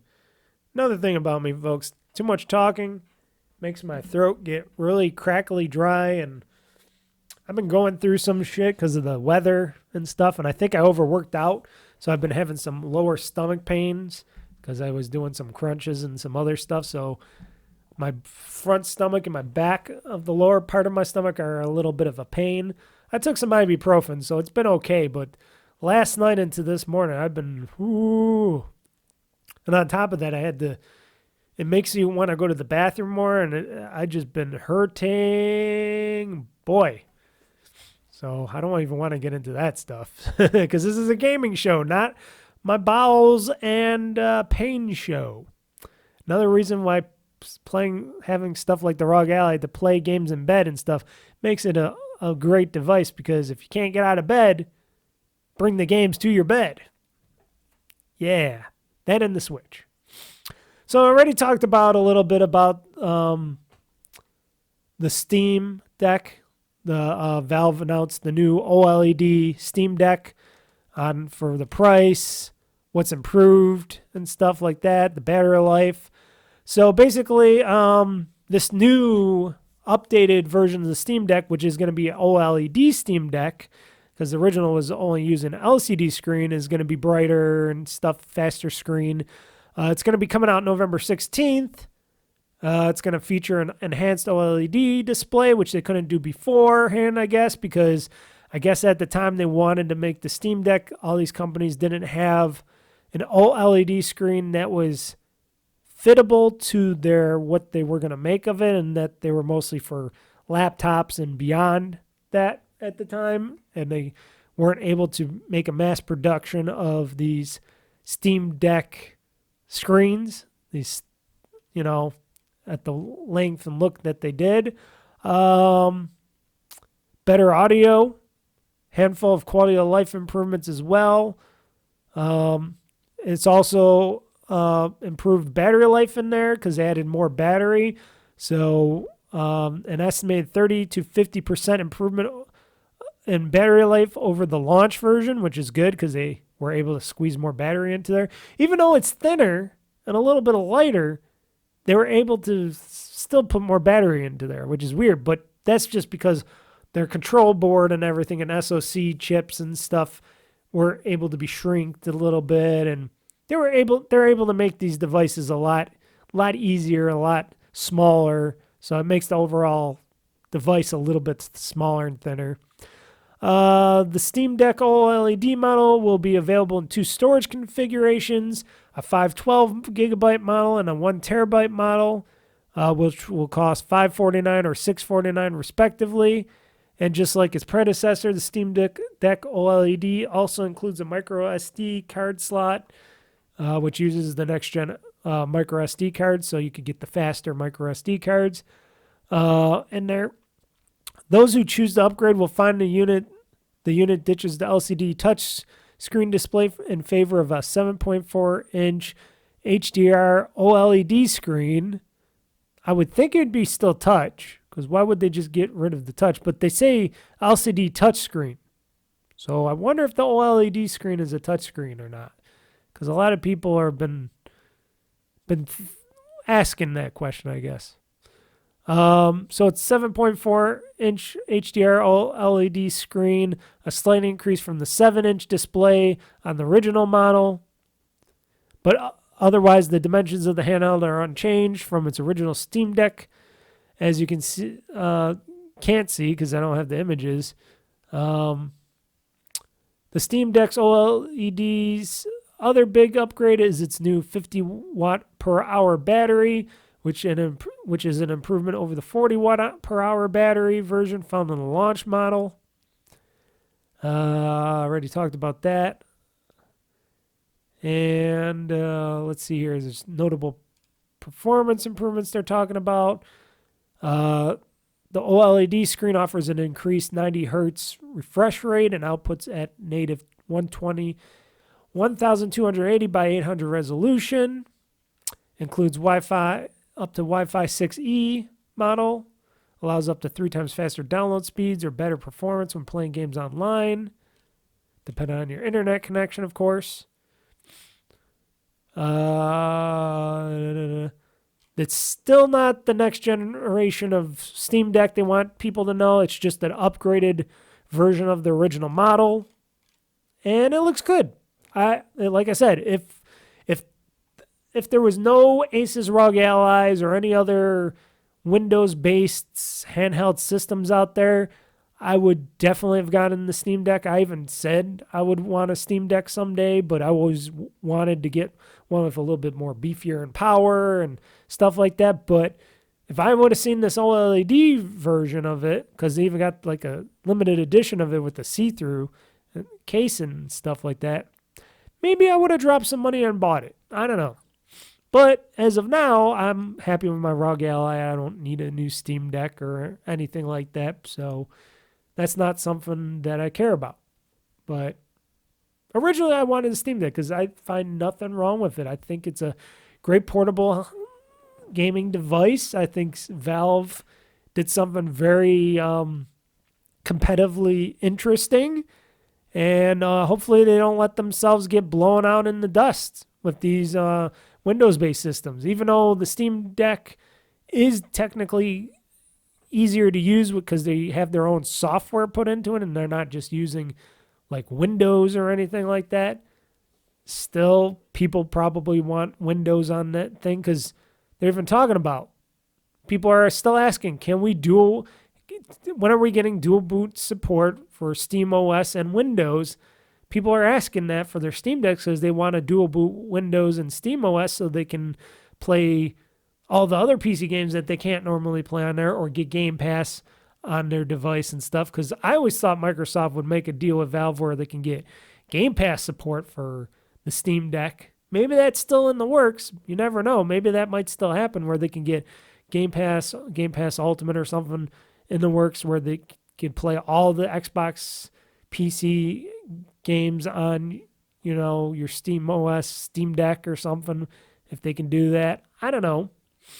But that's something people have been asking, and Valve's still saying that it's still on the list that they want to do stuff, and that they still want to do stuff with that. They're still working on, eventually maybe working on a dual boot so people could dual boot their Steam OS, their Steam Decks with the Steam OS and Windows, but it's not technically out yet. There are hacks where you can put on a separate thing or put Windows on your Steam Deck, but as of right now, you can't dual boot it as of now still. And I've been looking at this poll here. There's been a poll with people voting on it. Would you dual boot Windows and Steam OS on your Steam Deck if you could? And a rousing 83.1% of people says yes, they want to dual boot Windows with Steam Deck. Even though Windows sucks, but, Windows 11 sucks and stuff on something like this as of right now. But shit, yeah, if they want to do that, they want to do that, but Valve is taking their time of doing it. Hence why some people like me buy this ROG Ally, and we want to play on a ROG Ally. But eventually, if the Steam Deck can dual boot Steam OS and Windows, that would be pretty cool, because then Microsoft's going to be like, ooh, look at this. We can get a lot more Windows IDs sold, and people can come and play Windows-based games and Game Pass stuff on Steam Decks and stuff via Windows. And more people have Windows licenses for Windows 11, which would make Microsoft a lot happier in the financials, I bet. Other news, BlizzCon happened before. Phil Spencer appeared at BlizzCon, talked about how Xbox will empower Blizzard and stuff. Microsoft's head of gaming says he will nurture the essence of what has made Blizzard unique. Even talking to people, and the people over at BlizzCon and probably behind the scenes at the studios, talking about how in the future going forward that Blizzard will be more independent. And this has been also talked about by Blizzard's boss as well, Mike Ybarra, which used to be one of the former heads at Microsoft for the gaming division and stuff. So he used to work at Microsoft. Now he works at Microsoft again because he's the head of Blizzard over there at Blizzard, at Activision Blizzard over there. And now he's back with Microsoft again because he's part of the head of Blizzard. So, and he was talking about how now that the studio is going to be more independent than ever because Microsoft, aka Xbox, is going to let these Activision be Activision, let Blizzard be Blizzard, let King be King. They're going to let them be themselves again and not just have Blizzard speak or have to, we got to be told what to do by Activision. That's not what's going to be happening. It's going to be Activision doing Activision stuff and Activision games, and Blizzard doing their Blizzard stuff, how they used to know how to do their Blizzard games and stuff. And hopefully they'll go back to that original idea of how Blizzard games and the quality and everything is, and they'll create some new ideas over there at Blizzard and making some old ones come back alive. But yeah, after the Activision, the $69 billion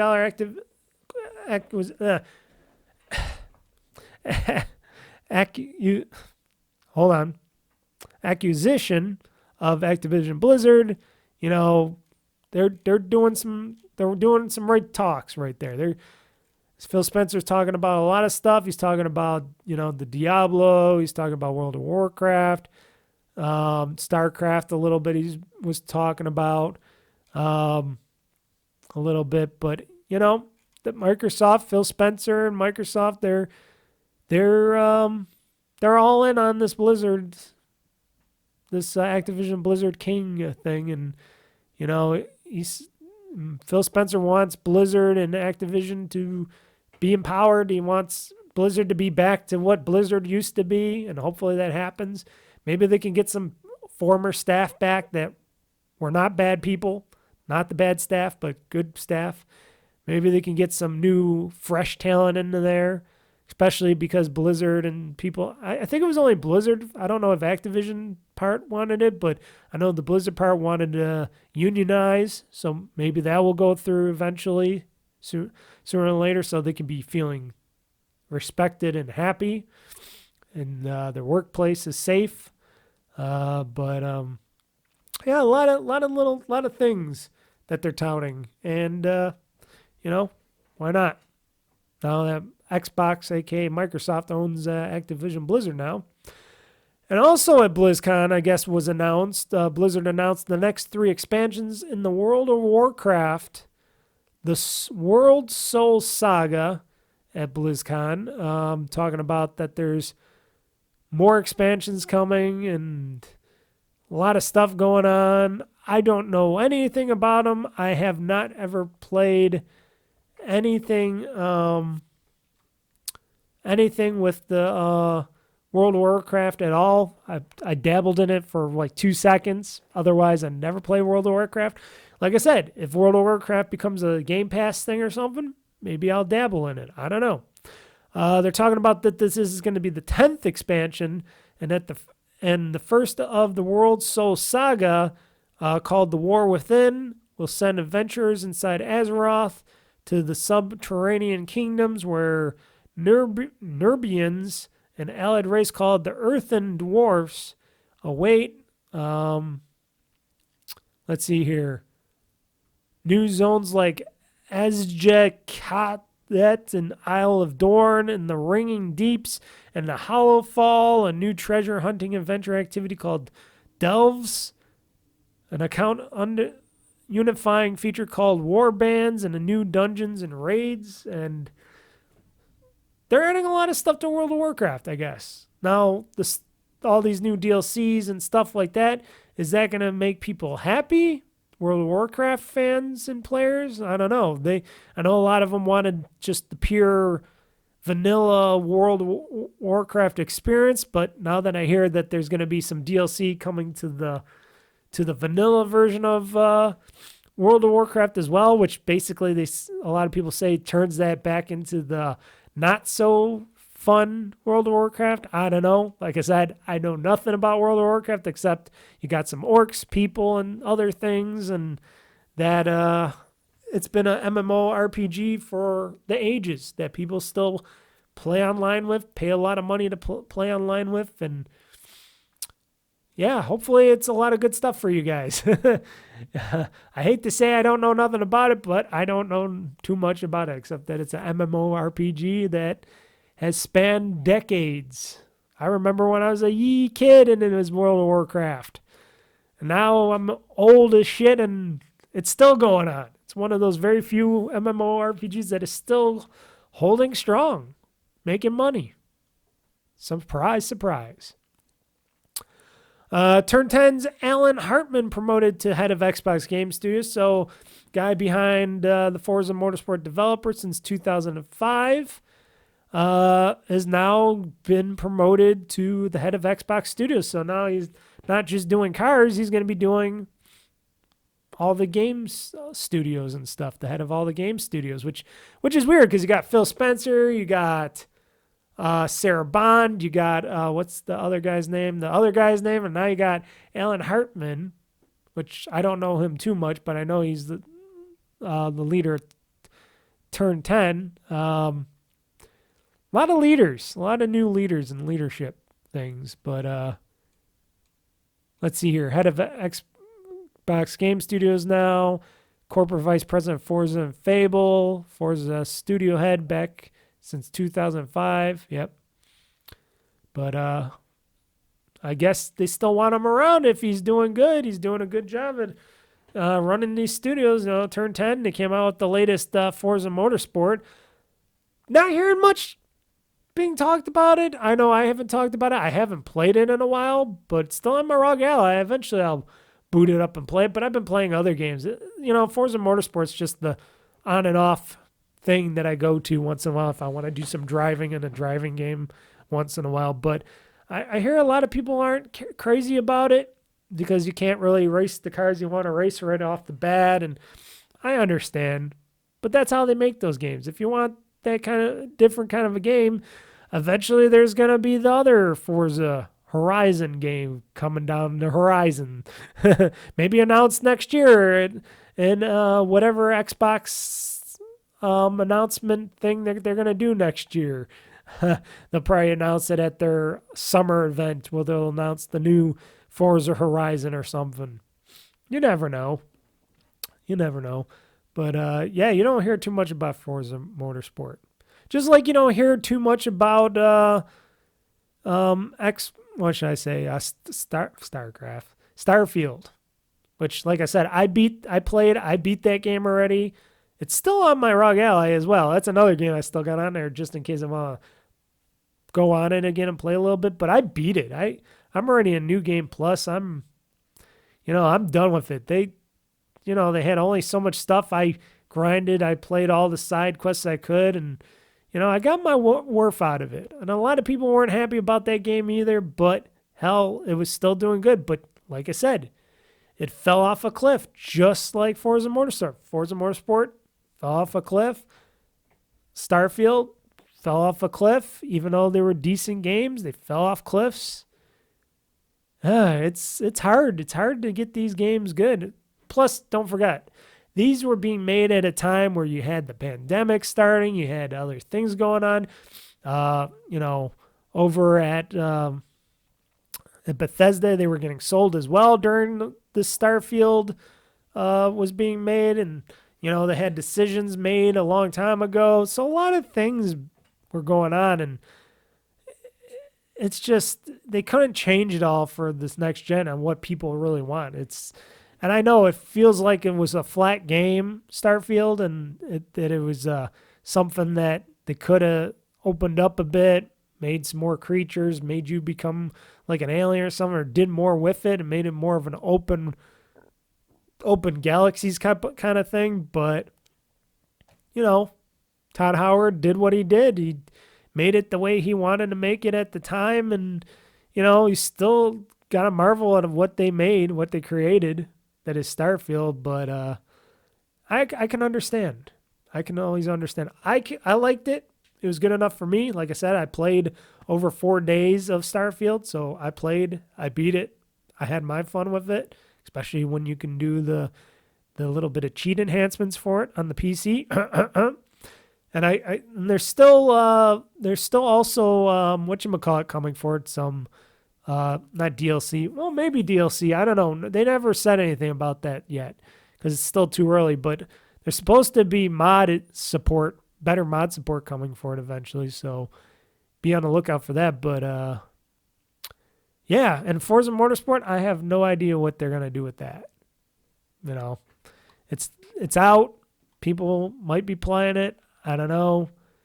It's hard, and I hope it's not a continuation going forward. I hope a lot of these games and game makers make some spectacular games going forward, because Microsoft can't afford, well, they can, but they can't.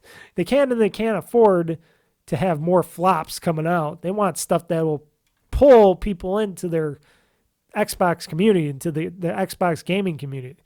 They need to pull those gaming consumers to that Game Pass and Game Pass Ultimate play, and they got so many studios making so many things, so many games. Eventually, these people got to get on track on making these games, And maybe this will help game makers work and get games made a little bit better, or create some interesting things. Apparently, Microsoft is bringing AI-enhanced game developer tools to Xbox, which can help be used to create storylines, characters, and more.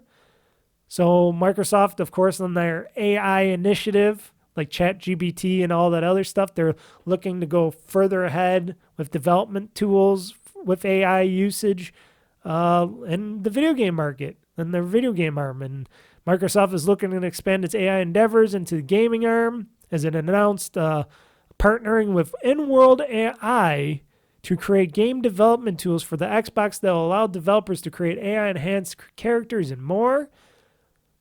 I got an idea on what they're talking about. Instead of having the same characters showing up multiple times, like a Dragon Gaiden, the man who erased his name. When I was playing it and doing my stream, you noticed that there was a lot of the same characters coming around. There was the one lady, there was 3 of her all in the same group. Like she was bumping into herself and the same other guys, instead of having more individual NPC outside characters or walking around characters and stuff.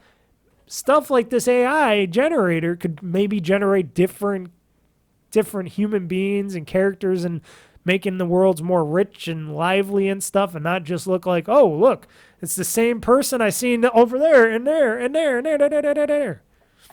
Stuff like that. Maybe help make new areas. Maybe make a whole special game with the AI engine inside, where you're going through this whole game and the game just transforms and turns itself into something else, and you're going into these unique, weird virtual worlds or something. They could do a lot with that. It could be a great tool to help them utilize the power of game making and make it easier for them, be more creative. And as long as it's not trying to take away jobs, help them with making better storylines and anything else.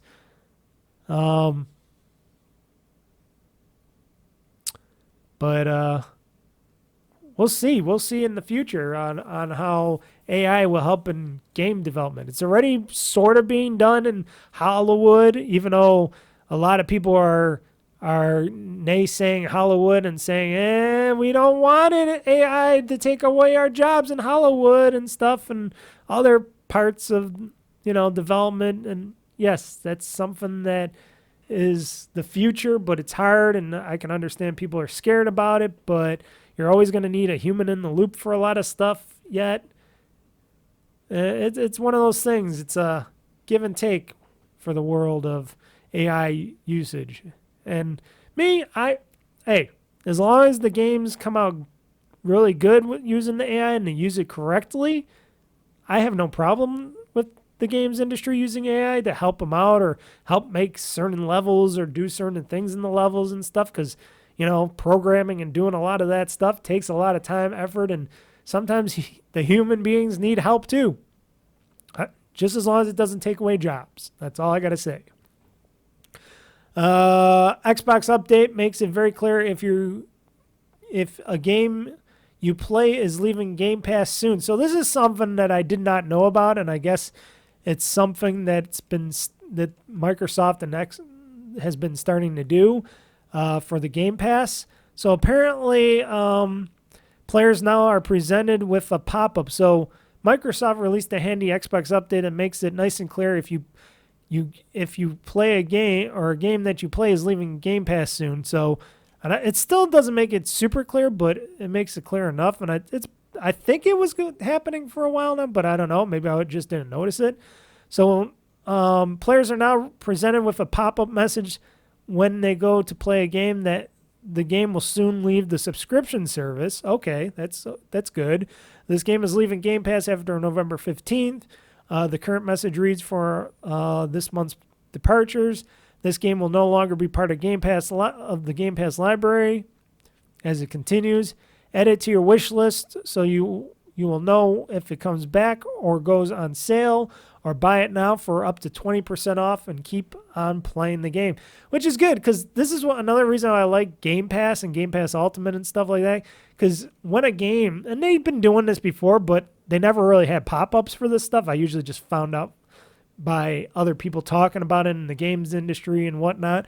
If there's a game that's almost going off of Game Pass or whatever, leaving soon or something like that, and it's a game I want to continue to own and eventually play again or whatever, and I want to buy it, usually before the game leaves Game Pass, like, weeks before or a week before, Microsoft usually has a good discount on these games, or these games go on sale, and then there's like a discount on top of it or something, and they go cheaper and they get a discount, and 20% off of a Game Pass game that you might want to play in the future could save you a ton of money for that game, getting it digitally. And it is something that I really liked, because it helps me, like I said, if I know I'm not going to be able to get at certain games on Game Pass right away, and they're going to eventually be gone, and I want to try to play them, and I notice they're on sale, and they're at a price where I'm like, okay, I'll throw a few dollars at this. I don't mind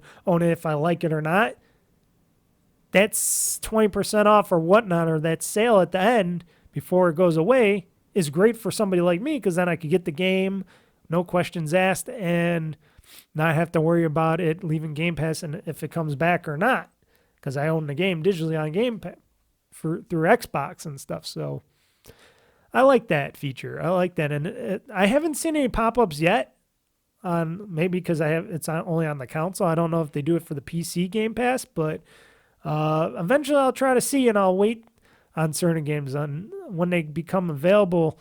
When they eventually go away, hopefully I'll see like that pop up and stuff, because that's a good thing. And they should have like little tags on the games as well, saying soon leaving or something, tags on these games while you're going through Game Pass or something, so you can see and know that these games are almost gone. Maybe you want to play them or something. I know they got a category where soon leaving category, I think, in Game Pass, where it says these games are soon leaving, play them now, whatever, or buy them. So they kind of do that. But yeah, it's always good when you can get the best information possible on knowing if you want to continue to play a certain Game Pass game or buy it right outright. Something that does annoy me, or kind of annoyed me a couple times now, is this whole startup screen full page ad. Now, it only happens once. I haven't seen it again, so they don't do this every time you load up your Xbox, but I'm sure they're going to do this with other new games when they come to Xbox and if they're first party or whatever. And it was kind of annoying. So when I loaded up my Xbox one day, a full page ad for Call of Duty Modern Warfare 3 popped up and it asked, do you want to buy it now or get the Vault Edition upgrade or just exit the ad and not just take me to my Xbox dashboard? That's kind of annoying because there's so much real estate and there's so much real estate they're taking up for a lot of bullshit on the dashboard right now, which I kind of got it to where I'm liking the dashboard more because I've figured out ways to add games that I'm playing and other stuff onto the dashboard that keeps all the other crap away, sort of. And I might do a video on that eventually as well, talking about that if I remember. But having a full page ad right when you start up your console or when your console starts up, especially after a cold sleep and it takes a little while to boot everything or takes a little bit at the boot, and then you get this splash page saying, hey, buy Call of Duty 3, Modern Warfare 3. I don't want to see that. I shouldn't have to see that. I know Microsoft, you own Activision Blizzard now, but I don't need to see this Call of Duty Modern Warfare 3 ad on my console that I fully paid for, hundreds of dollars paid for, and I pay for Game Pass Ultimate. I don't need to see that.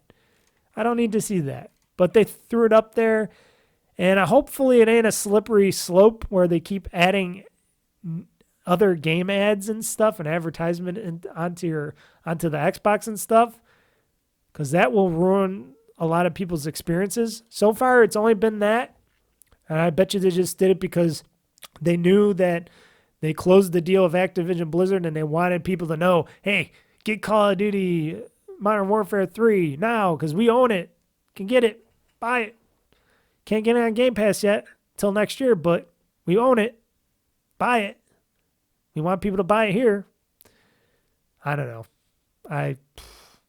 But you can buy it physically too. I'm sure a lot of people still buy them physically. I don't know. I don't like advertisement. I know that advertisement is needed on a lot of stuff, but for internet, all that other stuff, I don't mind advertisements that are not intrusive. See, what Google's doing on their side, I know I'm talking a little bit of tech and not gaming here, but what Google's been doing with YouTube, which hasn't hit me yet, I still have my pop-up blocker up and running, and it's still been blocking ads on YouTube, thankfully. Crossing my fingers, knocking on fake wood here. But a lot of people have been like, oh no, they've been complaining that, oh, you won't be able to watch these videos if you have a pop-up blocker on.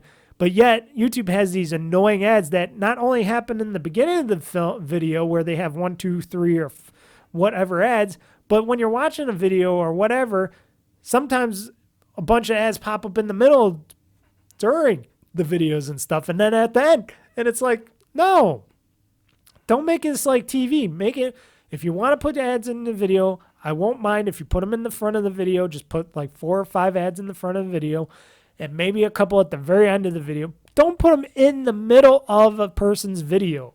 And I know a lot of these people actually let them put the ads in the middle of the video because they can get clicks and more money for them, but I find that very annoying, especially if you're listening to some music, like a music videos thing or whatnot, or else you got to pay for YouTube Premium. I think that's a sore thing, and I hope Microsoft ain't going that direction because that'll just drive a lot of people away from Xbox. Not that a lot of people go to PlayStation right now because they're charging a premium for their what do you call it? PlayStation. Not Plus, what is it? PlayStation whatever tiers now, where they got so many tiers and you don't even know what tier is what on there. And basically they want you to pay almost $200 for the top tier and stuff. It's crazy. At least with Game Pass, you got Game Pass Core, Game Pass PC or console and PC. Is that like the two? Do they got two separate? Core is Core. Core is Xbox, right?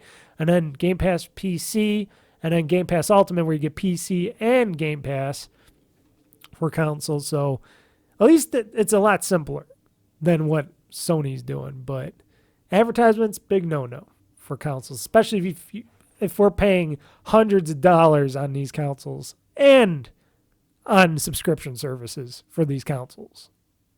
I don't think that should be a thing. And then the final sort of bummer news, if you're like me, which I haven't really I've been noticing some stuff, but it seems like it comes back or not, but I guess other people have been noticing. You know Microsoft Rewards? Do you do Microsoft Rewards? I do Microsoft Rewards because I am one of those people that tries to save as much money. I like to make money, but I like to try to save as much money as possible, and I like doing the whole quests thing and earning rewards points and stuff that can go to gift cards and stuff to Amazon and whatnot, which I've been doing mostly Amazon gift cards because the last Amazon gift card I got was a nice $30 one. $30 is good. I got like over 20 now, and I can use that for like an upcoming video game that I might get on Amazon or something or whatever, a movie or something, and that helps. But Microsoft, I think, is getting a little bit wiser, and the program's been going on for a little bit now, so they got to retool it a little bit because they don't want people getting so many rewards points right off the bat, so they can get this stuff right off the bat because it costs them money, obviously, because they're giving away stuff, and I guess the Game Pass quests are getting a little bit of downgrades with people getting fewer points. I guess people or Xbox players are receiving fewer points for completing quests through Microsoft's rewards program. The drop in points for completing the Earn an Achievement in Game Pass quest is significant, going from 50 points to 5 points. Let me see if that's true because I haven't seen my rewards yet. Yeah, they're right. Earn an achievement in Game Pass. I don't know if you can see this on the video version, but it's on the bottom here, or I'll put it to the top.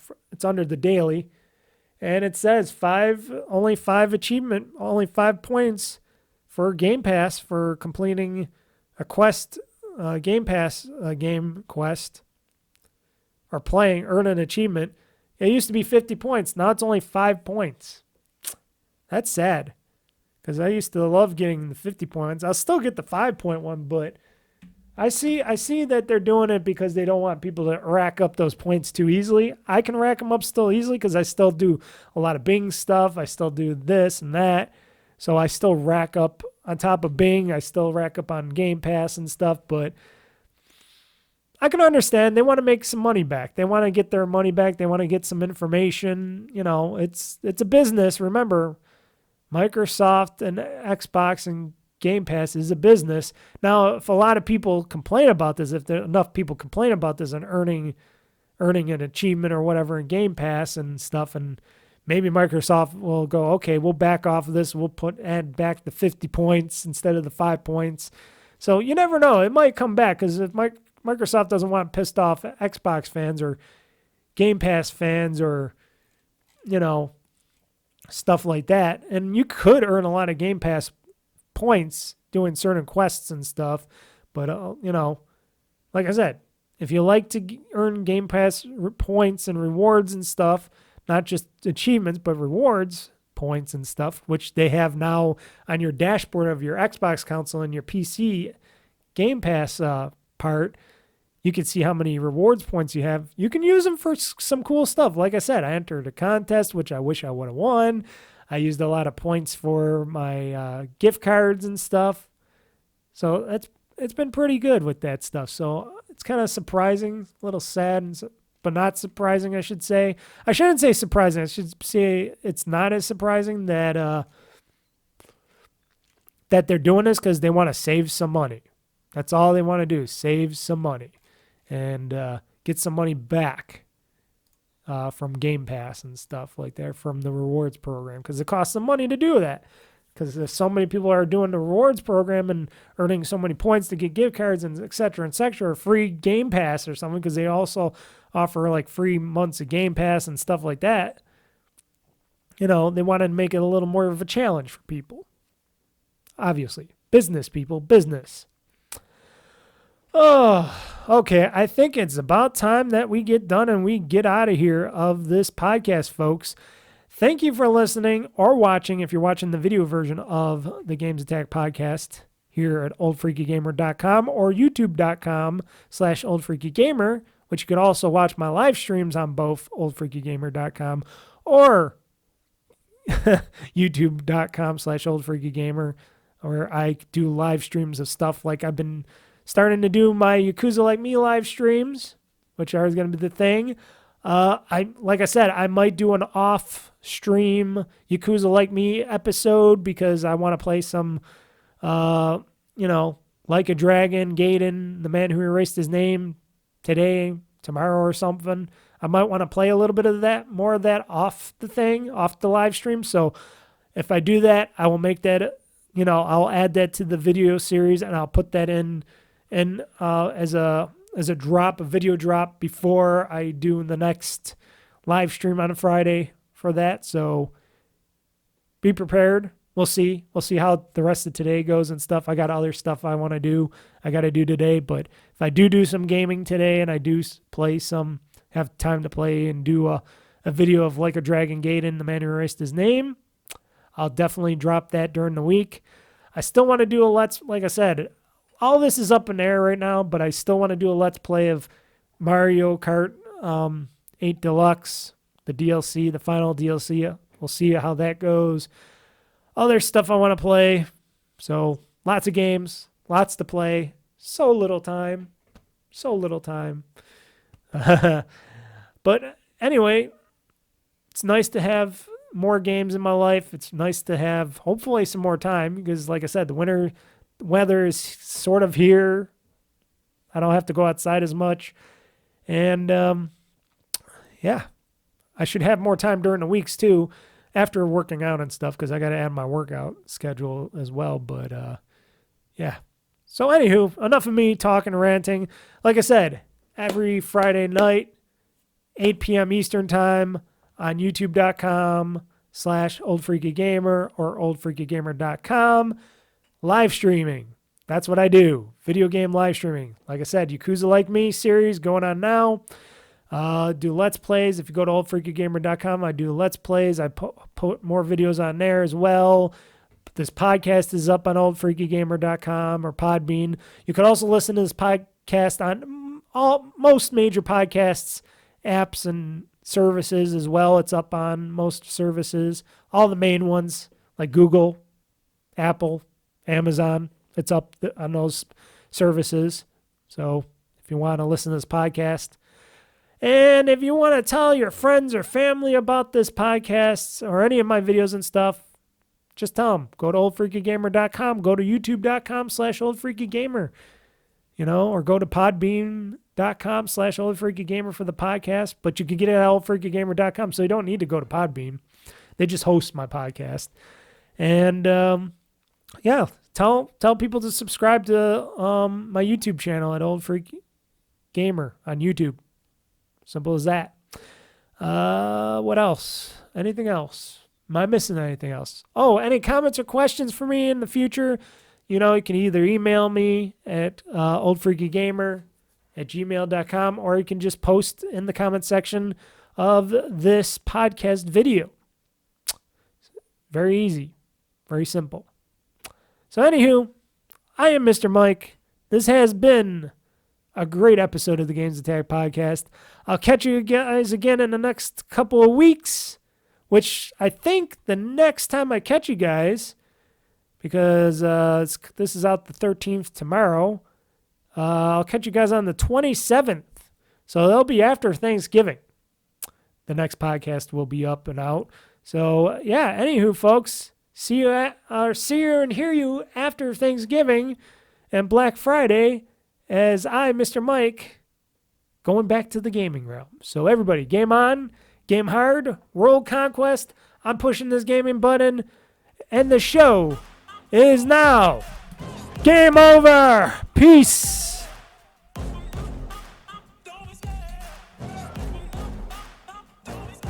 I love the chase and the hunt, and I set the pace when I'm running. I always take what I want and I always give it 100. Don't need a bank, no I'm funded. Play the game like it's nothing. I'm always thankful for something. Don't take for granted, stay humble. Now wake up!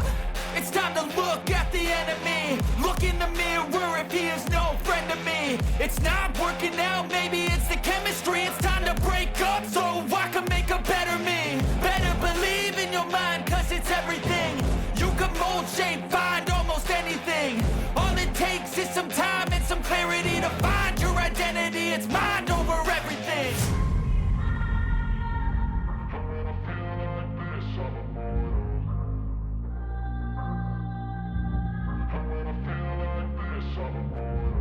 And when I feel like this, I'm immortal. When I feel like this, I'm immortal. When I feel like this, I'm immortal. When I feel like this, I'm immortal. Don't be scared. Just keep it up. Don't be scared.